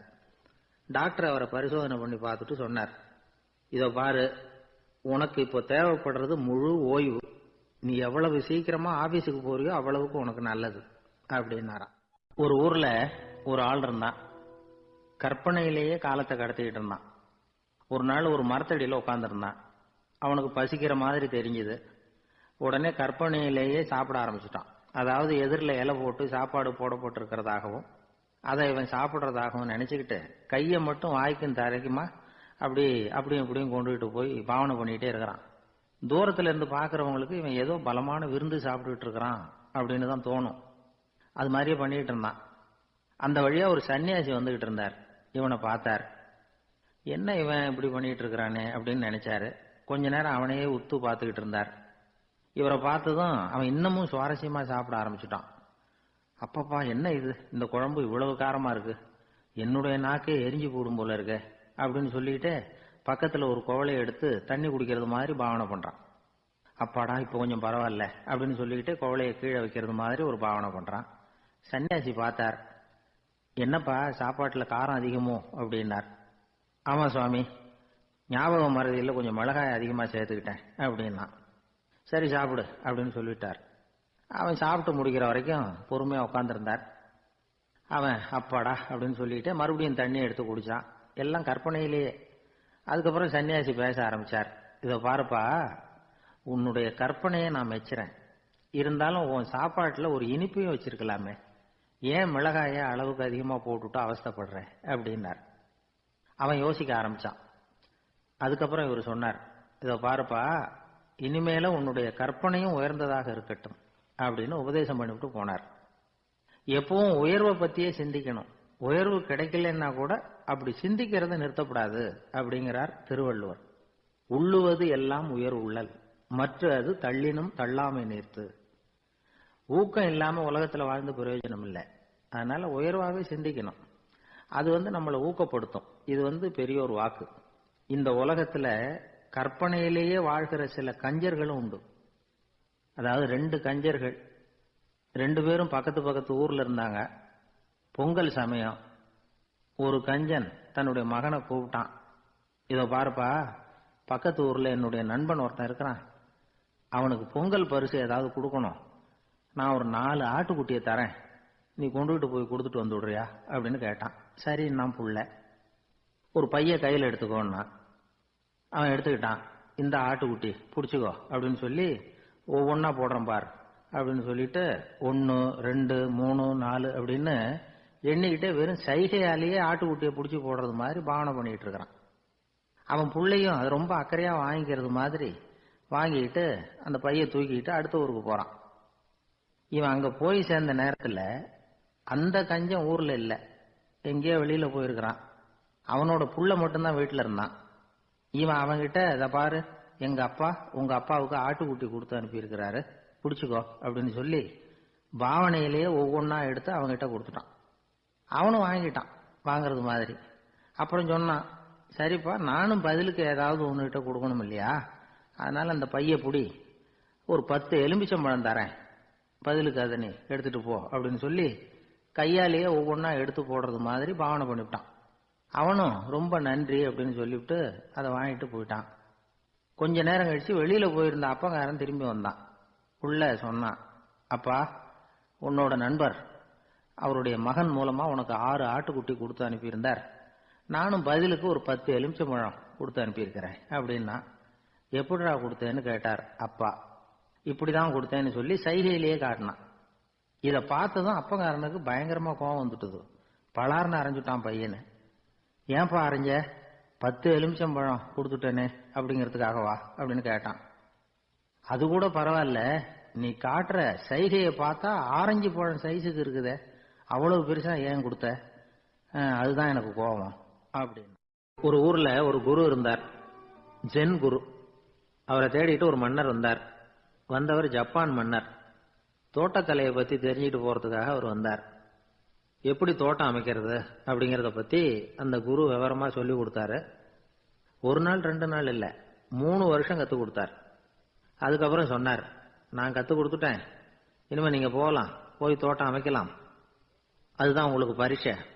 தோட்டம் அமைச்ச பிறகு சொல்லி அனுப்புங்க, நான் வந்து பாக்கிறேன். நீங்க இங்க என்னவெல்லாம் கத்துக்கிட்டீங்களோ அதையெல்லாம் அங்க செயல்முறையில செஞ்சு காட்டுங்க அப்படின்னு சொல்லி அனுப்பி வச்சார். மன்னர் போனார். அரண்மனைக்கு பக்கத்திலேயே ஒரு பெரிய தோட்டத்தை உண்டு பண்ணினார். அழகான மரங்களையும் செடிகளையும் உருவாக்கினாரு. கிட்டத்தட்ட 1000 தோட்டக்காரர்களை பயன்படுத்தி 3 வருஷங்கள் முயற்சி பண்ணி அந்த அழகான தோட்டத்தை உருவாக்கினார். குரு கிட்ட இருந்து செய்தி வந்தது, நாளைக்கு வந்து தோட்டத்தை பார்க்கறேன் அப்படின்னு. மன்னர் உடனே சுறுசுறுப்பாயிட்டார். முதல் நாளே தோட்டத்தை சுத்தப்படுத்தினார். ராத்திரி பூரா யாரும் தூங்கல. எல்லாருக்கும் தோட்டத்தை ஒழுங்குபடுத்துற வேலை. அது அந்தந்த இடத்துல ஒழுங்கா இருக்குதா அப்படின்னு சரி பார்த்தாங்க. ஒரு தவறும் இல்லாத வகையில் அதை ஒழுங்குபடுத்தினாங்க. மறுநாள் குரு வந்தார், தோட்டத்தை பார்த்தார். அவருக்கு கோபம் வந்துட்டுது. மன்னருக்கு ஆச்சரியம், எப்பவும் சிரிச்சுக்கிட்டே இருக்கிறவர் இப்ப எப்படி இருக்கிறாரே அப்படின்னு. மெதுவா குரு கிட்ட போய் எல்லாம் சரியா தானே இருக்குது அப்படின்னார். எல்லாம் சரிதான், ஆனாலும் எங்கே அந்த பொன்னிற காற்று அப்படின்னார். உதிர்ந்த இலைகள், பொன் மஞ்சள் நிற இலைகள் காற்றில் அப்படி புரண்டு ஓடுவதை நான் பார்க்க முடியவில்லையே அப்படின்னாராம். அது இல்லாம இந்த தோட்டம் உயிரோட்டம் உள்ளதா இருக்காது, இதுல பாடல் இல்லை, ஆடல் இல்லை, அதெல்லாம் இல்லாம இந்த தோட்டம் ரொம்பவும் செயற்கையா தெரியுதுன்னாராம். மன்னர் இப்பதான் யோசனை பண்ணார். கீழே கிடந்த காஞ்சி போன இலைகள் மட்டும் இல்ல, மரத்துல இருந்த காஞ்சி போன இலைகளையும் அப்புறப்படுத்தி சுத்தமா வச்சிருக்கிறார். இறப்பும் வாழ்க்கையினுடைய ஒரு பகுதி தான். மரணம்ங்கிறது வாழ்க்கைக்கு எதிரானது அல்ல, அதை நிரப்பும் ஒரு பகுதி தான் அது. மரணம் இல்லையில் வாழ்க்கையே இல்லை அப்படிங்கிறது பெரியவங்க கருத்து. இப்ப அந்த தோட்டம் அழகா தான் இருக்குது, இருந்தாலும் அது ஒரு ஓவியம் மாதிரி உயிர் இல்லாமல் இருக்கு. குரு ஒரு வாளியை கையில எடுத்துக்கிட்டார், தோட்டத்தை விட்டு வெளியில போனார். ஏற்கனவே வீசி எறிந்த அந்த சருகுகளை எல்லாம் அள்ளி கொண்டுட்டு வந்தார். உள்ள எல்லா இடங்கள்லயும் அதை வீசினார். உடனே காத்து அந்த காய்ந்த சருகுகளையும் பழுத்த இலைகளையும் அசைக்க ஆரம்பிச்சுட்டுது. இப்போ அங்க சலசல சத்தம், சங்கீதம், இலைகளின் நடனம். ஓவியம் மாதிரி இருந்த அந்த தோட்டத்துக்கு இப்போ உயிர் வந்துட்டுது. இதுதான் அந்த பொன்னான காற்று அப்படின்னாராம் குரு. மன்னருக்கு புரிஞ்சுது. மிகப்பெரிய ஜென் கேள்வி ஒன்று உண்டு. உம்மான் அப்படிங்கிற ஒரு பெரிய குருவை பார்த்து துறவி ஒருத்தர் கேட்டாராம், இலைகள் எல்லாம் கீழே விழுந்து மரங்கள் மொட்டையாக இருக்கும் பொழுது என்ன நடக்கும்? இதுதான் கேள்வி. இதுக்கு உம்மான் சொன்ன பதில் பொன்னான காற்று, தி கோல்டன் விண்ட் அப்படின்னாராம். இதுக்கு என்ன விளக்கம்னா, உன்னுடைய எண்ணங்கள் எல்லாம் உன்னுடைய மனசிலிருந்து கீழே விழுந்து உனது உள்ளுணர்வானது மொட்டையாக நிற்கும் நிலைதான் அது. உனது வேர்களின் அருகில் காற்று வீசுகிறது. எல்லா எண்ணங்களும் உன்னிலிருந்து வெகு தூரத்துக்கு புரண்டு கொண்டே சென்று விடுகிறது. நீ அவற்றை கடந்து விட்டால் நீ அவைகளுக்கெல்லாம் மேலெழுந்து கீழே பார்ப்பவனைப் போல நிற்க ஆரம்பித்து விடுவாய். அதுதான் தியானம் என்பது அப்படின்னு சொல்றாங்க. தியானம்ங்கிறது எண்ணத்துக்கு எதிரானது இல்லை, தியானம்ங்கிறது எண்ணங்களை கடந்து செல்வதுதான். அதுக்கப்புறம் நாம பொன்னிற காற்றுல ஆட ஆரம்பிச்சிருவோம். இதுதான் பெரியவர்கள் சொல்றது. என்கிட்ட ஒருத்தர் தோட்டம் அமைக்கணும்னு யோசனை கேட்டு வந்தார். எல்லாம் சொல்லி கொடுத்தேன். செடிகள்லாம் செழிப்பா வளரணும்னா வேர் காயாம பாத்துக்குங்க, தினமும் தண்ணி விடுங்க அப்படின்னு சொல்லி அனுப்பி வச்சேன். 1 மாசம் கழிச்சு ஒரு தோட்டத்தை பாக்கிறதுக்காக போனேன். போய் பார்த்தா எல்லா செடியும் வாடி கிடக்குது. என்னங்க இப்படி பண்ணிவிட்டீங்கன்னு. நீங்க சொன்னபடிதான் செஞ்சேன்னார். என்ன செஞ்சீங்கன்னு கேட்டேன். வேறு காயாம பாத்துக்க சொன்னீங்க, தினமும் ஒரு தடவை எல்லா செடியையும் ஒவ்வொன்னா புடுங்கி பார்த்து வேறு காயாம இருக்கா அப்படின்னு பார்த்துட்டு அதுக்கப்புறம் தண்ணி பாய்ச்சனே, அவ்வளவுதான் அப்படின்னார். ஒரு நல்ல நகைச்சுவை எப்படி இருக்கணும், இதுக்கு ஒவ்வொருத்தர் ஒவ்வொரு மாதிரியான விளக்கத்தை கொடுத்திருக்கிறாங்க. ஆனா கலைவாணர் என்.எஸ். கிருஷ்ணன் கொடுக்கிற விளக்கம் என்ன தெரியுமா? நகைச்சுவைங்கிறது அடுத்தவங்களுக்கு துன்பம் கொடுக்காம இருக்கணும், அடுத்தவங்க மனசை புண்படுத்தக்கூடாது, அதுதான் சிறந்த நகைச்சுவை அப்படிங்கிறார். அதுக்கு அவர் உதாரணமும் கொடுக்கிறார். ஒரு ஏரி ஓரமா 2 பசங்க நடந்து போயிட்டு இருக்கிறாங்க. அதுல ஒருத்தன் பணக்கார வீட்டு பையன், இன்னொருத்தன் ஏழை. இவங்க 2 பேரும் போயிட்டு இருக்கிறாங்க. வழியில ஒரு இடத்துல ஒரு ஜோடி செருப்பு இவங்க கண்ணுல படுது. ஒரு விவசாயி அந்த செருப்பை அங்க விட்டுட்டு பக்கத்துல இருந்த ஏரியில கை காலை கழுவிட்டு இருக்கிறார். உடனே அந்த பணக்கார பையனுக்கு ஒரு ஐடியா. அவன் சொன்னானா, டேய் இப்போ ஒரு வேடிக்கை செய்யலாம், அந்த செருப்பு 2ஐயும் தூக்கி எட்டத்துல வீசி எரிஞ்சிருவோம். அந்த ஆள் பார்த்துட்டு செருப்பை தேடி அல்லாடுவான், அங்கேயும் இங்கேயும் ஓடுவான், திரு திருன்னு முழிப்பான். அதை பார்த்து நாம ரசிக்கலாம், நல்ல தமாஷா இருக்கும் அப்படின்னு இருக்கான். இப்படி சொல்லிவிட்டு அந்த செருப்புகளை தூக்கத்துக்கு போனானா. கொஞ்சம் பொறு அப்படின்னானா அந்த ஏழை பையன். ஏன்னு கேட்டிருக்கான் அவன். இப்போ அந்த ஏழை பையன் சொன்னானா, நீ சொல்றது ஒன்றும் வேடிக்கை கிடையாது, உன்னோட செருப்பு தொலைஞ்சா உன் அப்பா உடனே உனக்கு வேற செருப்பு வாங்கி கொடுத்துருவார்.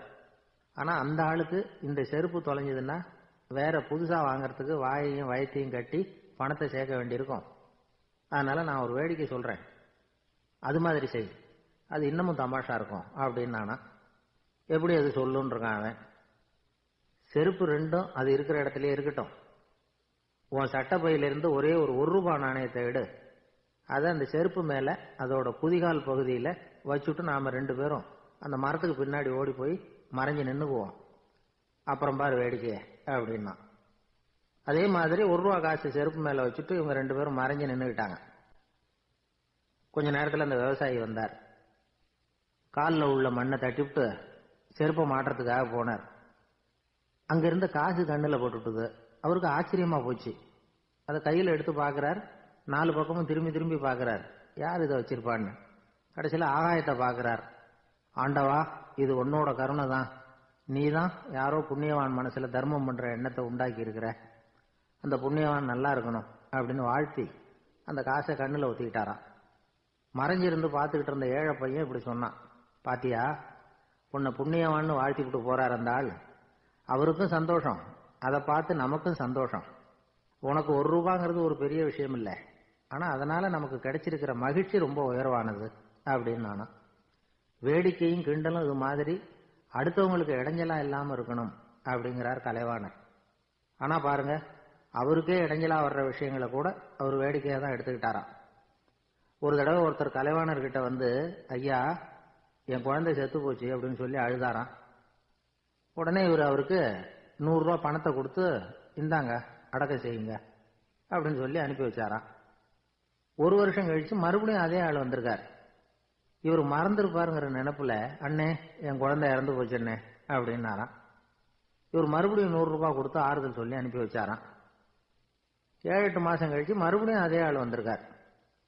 அவர் வாயை திறக்கிறதுக்கு முன்னாடியே இவர் 100 ரூபாய் அவர் கையில வச்சு, போன 2 தடவை தான் குழந்தை செத்து போச்சு, இந்த தடவையாவது அதை சாகாம காப்பாத்தி விடு அப்படின்னு சொல்லி அனுப்பி வச்சாரா. அதுக்கப்புறம் அந்த ஆள் வர்றதே இல்லையா. ஒரு ஊர்ல ஒரு கோயில் இருந்தது, ரொம்ப பழைய கோயில். உள்ள போறதுக்கே பயமா இருக்கும், எந்த நேரத்துல இடிஞ்சு விழுந்துருமோ அப்படிங்கிற பயம். அப்படி இருந்ததுனால யாரும் துணிஞ்சு சாமி கும்பிடுறதுக்கு அங்க போறதில்லை. கோயிலுக்கு வர்ற கூட்டம் கொஞ்சம் கொஞ்சமா குறைய ஆரம்பிச்சுட்டுது. கோயில் நிர்வாகிகள் எல்லாரும் கூடி உட்காந்து பேசினாங்க. என்ன பண்ணலாம்னு யோசனை பண்ணாங்க. எந்த இடம் மோசமா இருக்கோ அந்த இடத்த பழுது பார்த்தாங்க. அங்க எங்க வர்ணத்தை பூசி கொஞ்சம் அழகுபடுத்தி பார்த்தாங்க.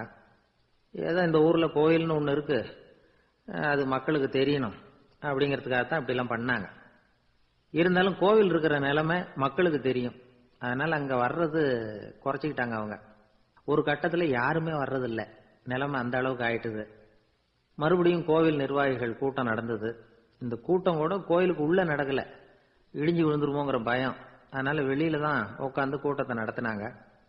ஏன்னா உள்ள போறதுக்கு அவங்களுக்கும் துணிச்சல் கிடையாது, எந்த நேரமும் விழுந்துரும் போல இருந்தது அது.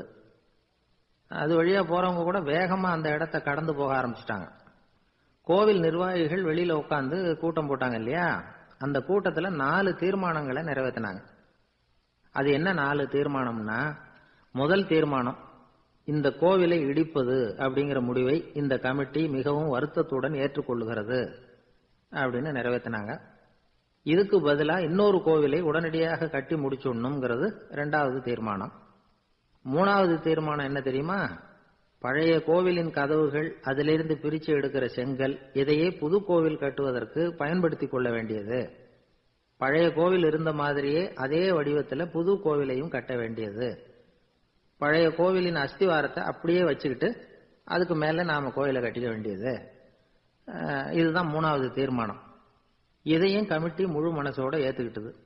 இது வரைக்கும் சரி. இப்ப அந்த கமிட்டி 4வதா ஒரு முக்கியமான தீர்மானத்தை கொண்டுகிட்டு வந்து அதையும் ஏகமனதா நிறைவேற்றி விட்டது.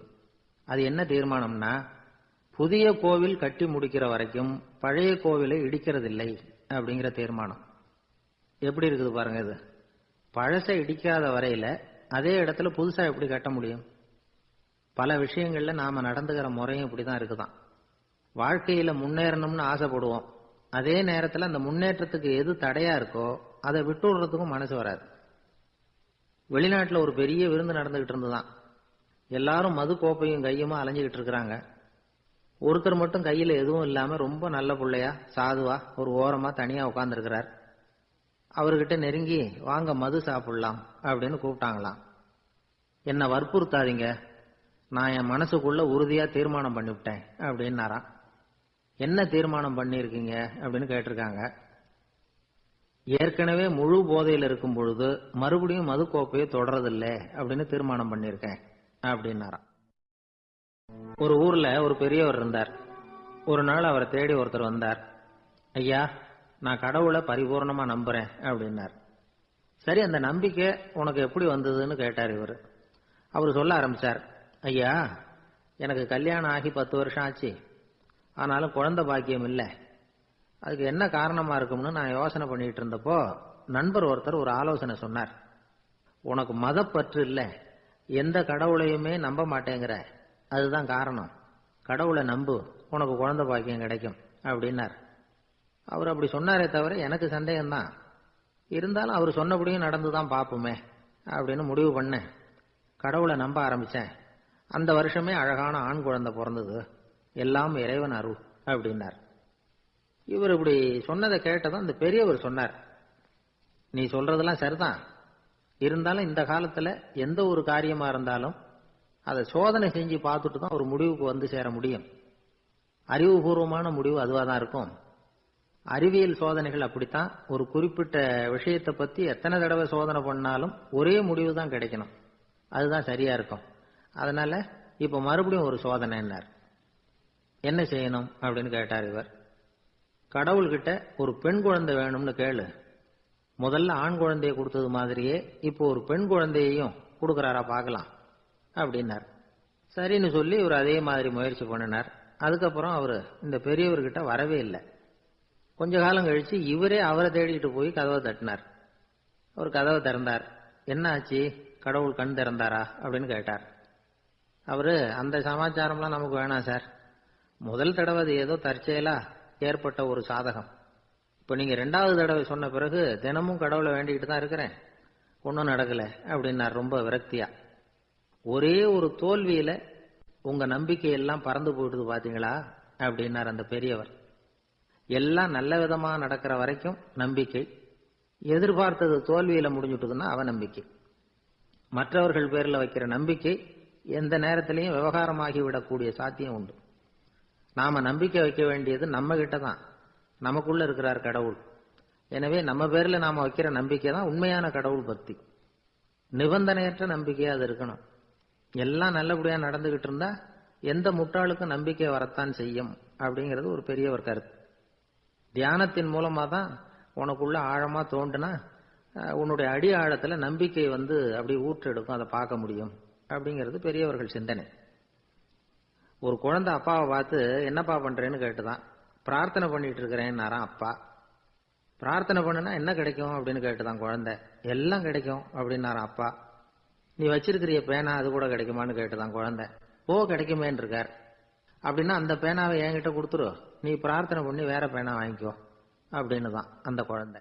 ஒரு பெரிய நினைவு மண்டபம், அதுக்கு முன்னாடி ஒரு அப்பாவும் பிள்ளையும் நின்றுகிட்டு இருக்கிறாங்க.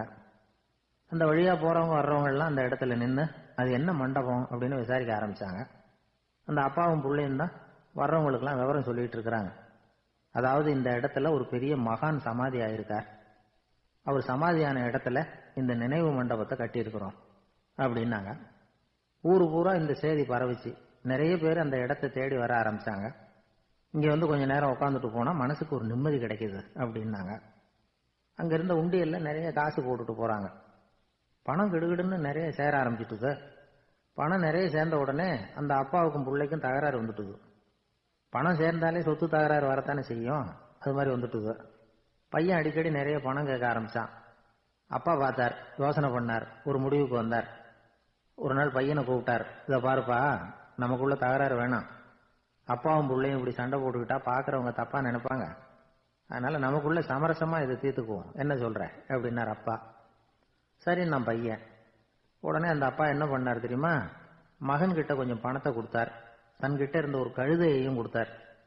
இதை வச்சு நீ பொழைச்சிக்கோ அப்படின்னு சொல்லி அனுப்பி வச்சுட்டார். மகன் அந்த கழுதையை இழுத்துக்கிட்டு அடுத்த ஊருக்கு போனான். வழியிலேயே அந்த கழுதை செத்து போச்சு. உடனே என்ன பண்ணலாம்னு யோசனை பண்ணான். ஒரு ஐடியா வந்தது. அந்த கழுதைய ஒரு சாலை ஓரமா புதைச்சான். கையில் இருந்த பணத்தை வச்சு அந்த இடத்துல ஒரு கல் மண்டபம் கட்டினான். அந்த வழியா 2 பேர் வந்தாங்க. இது என்ன மண்டபம்னு விசாரிச்சாங்க. இந்த இடத்துல ஒரு பெரிய மகான் சமாதி ஆயிருக்கிறார் அப்படின்னா. இந்த செய்தி ஊர் பூரா பரவ ஆரம்பிச்சுட்டுது. நிறைய பேர் வந்து போக ஆரம்பிச்சாங்க. இங்க வந்தா மனசுக்கு ஒரு பெரிய நிம்மதி கிடைக்குது அப்படின்னு வேற சொல்ல ஆரம்பிச்சாங்க. வர வர கூட்டம் அதிகமா வர ஆரம்பிச்சுட்டுது. உண்டியல்ல பணம் நிறைய சேர்ந்துட்டுது. நகையெல்லாம் கூட கழட்டி காணிக்கையா போட ஆரம்பிச்சுட்டாங்க. அப்பாவை விட மகன் பெரிய ஆளாயிட்டான். இதை கேள்விப்பட்டார் அப்பா. பையனை பார்த்துட்டு வரலாம்னு ஒரு நாள் புறப்பட்டு வந்தார். பையன் ஓஹோன்னு இருக்கிறான். பங்களா, காரு எல்லாம் வந்துட்டுது. எப்படிடா இந்த அளவுக்கு ஆனே அப்படின்னு விசாரிச்சார். அப்பா, எல்லாம் உங்க ஆசீர்வாதம் தான். நீங்க கொடுத்த மூலதனத்தை வச்சுதான் இவ்வளவும் சம்பாதிச்சேன் அப்படின்னு நான் பையன். அது எப்படிறான்னு விசாரிச்சார். அப்பா, நீங்க ஒரு கழுத குட்டியும் கொஞ்சம் பணமும் என்கிட்ட கொடுத்து அனுப்பி வச்சிங்க. அதை எடுத்துக்கிட்டு வந்தேன். வர்ற வழியில் அந்த கழுதை செத்து போச்சு. உடனே யோசனை பண்ணேன். அந்த கழுதையை இந்த இடத்துல புதைச்சேன். கையில் இருந்த பணத்தை வச்சு மண்டபம் கட்டினேன். மகான் ஒருத்தர் சமாதி ஆயிருக்கார் அப்படின்னு வதந்தியை கிளப்பி விட்டேன். ஜனங்கள்லாம் ஏமாந்து போய் காசை கொண்டாந்து போட ஆரம்பிச்சுட்டாங்க. நான் பொழைச்சிக்கிட்டு இருக்கிறேன் அப்படின்னா. இப்பதான்டா நீ என் புள்ள அப்படின்னு சொல்லி சந்தோஷப்பட்டாரான் அந்த அப்பா. ஏன் அப்படி சொல்றீங்கன்னு கேட்டிருக்கான் பையன். கழுத குட்டியை புதைச்சி மண்டபம் கட்டி இருக்கிற நீ, ஏற்கனவே நம்ம ஊர்ல நாம கட்டி இருக்கிறோமே மண்டபம், அது இந்த கழுதையோட அம்மாவை புதைச்ச இடம். மகான் சமாதி ஆயிருக்காருன்னு நானும் சும்மா கப்சா தான் விட்டுக்கிட்டு இருக்கேன் அப்படின்னாரான் அப்பா. முட்டாள் ஜனங்களை நினைச்சு அந்த 2 பேரும் சத்தம் போட்டு சிரிச்சாங்களாம். மனுஷன் ஏமாத்துறது ரொம்ப சுலபம். என் கூட படிச்ச ஒருத்தன் திடீர்னு ஒரு நாள் எல்லாருக்கும் அருள் வாக்கு சொல்ல ஆரம்பிச்சுட்டான். அவன் ஒரு ஆபீஸ்லயும் வேலை பார்க்கறான். ஆபீஸ்ல உள்ளவங்க எல்லாம் அவங்ககிட்ட வந்து அருள் வாக்கு கேட்கறது வழக்கம். ஒரு நாள் நான் முன்னாடி போய் உட்காந்து பேசிக்கிட்டு இருந்தேன். அப்போ அதே ஆபீஸ்ல வேலை பார்க்குற ஒருத்தர் அவங்ககிட்ட வந்து, சுவாமி, என் மேஜையில வச்சிருந்த பேனா திடீர்னு காணாம போட்டுது, அது திரும்ப கிடைக்குமா எனக்கு அப்படின்னு கேட்டார். இவன் கண்ணை உருட்டி பார்த்துட்டு, அது உனக்கு கிடைக்காது, புதுசா வேற ஒன்று வாங்கிக்கோ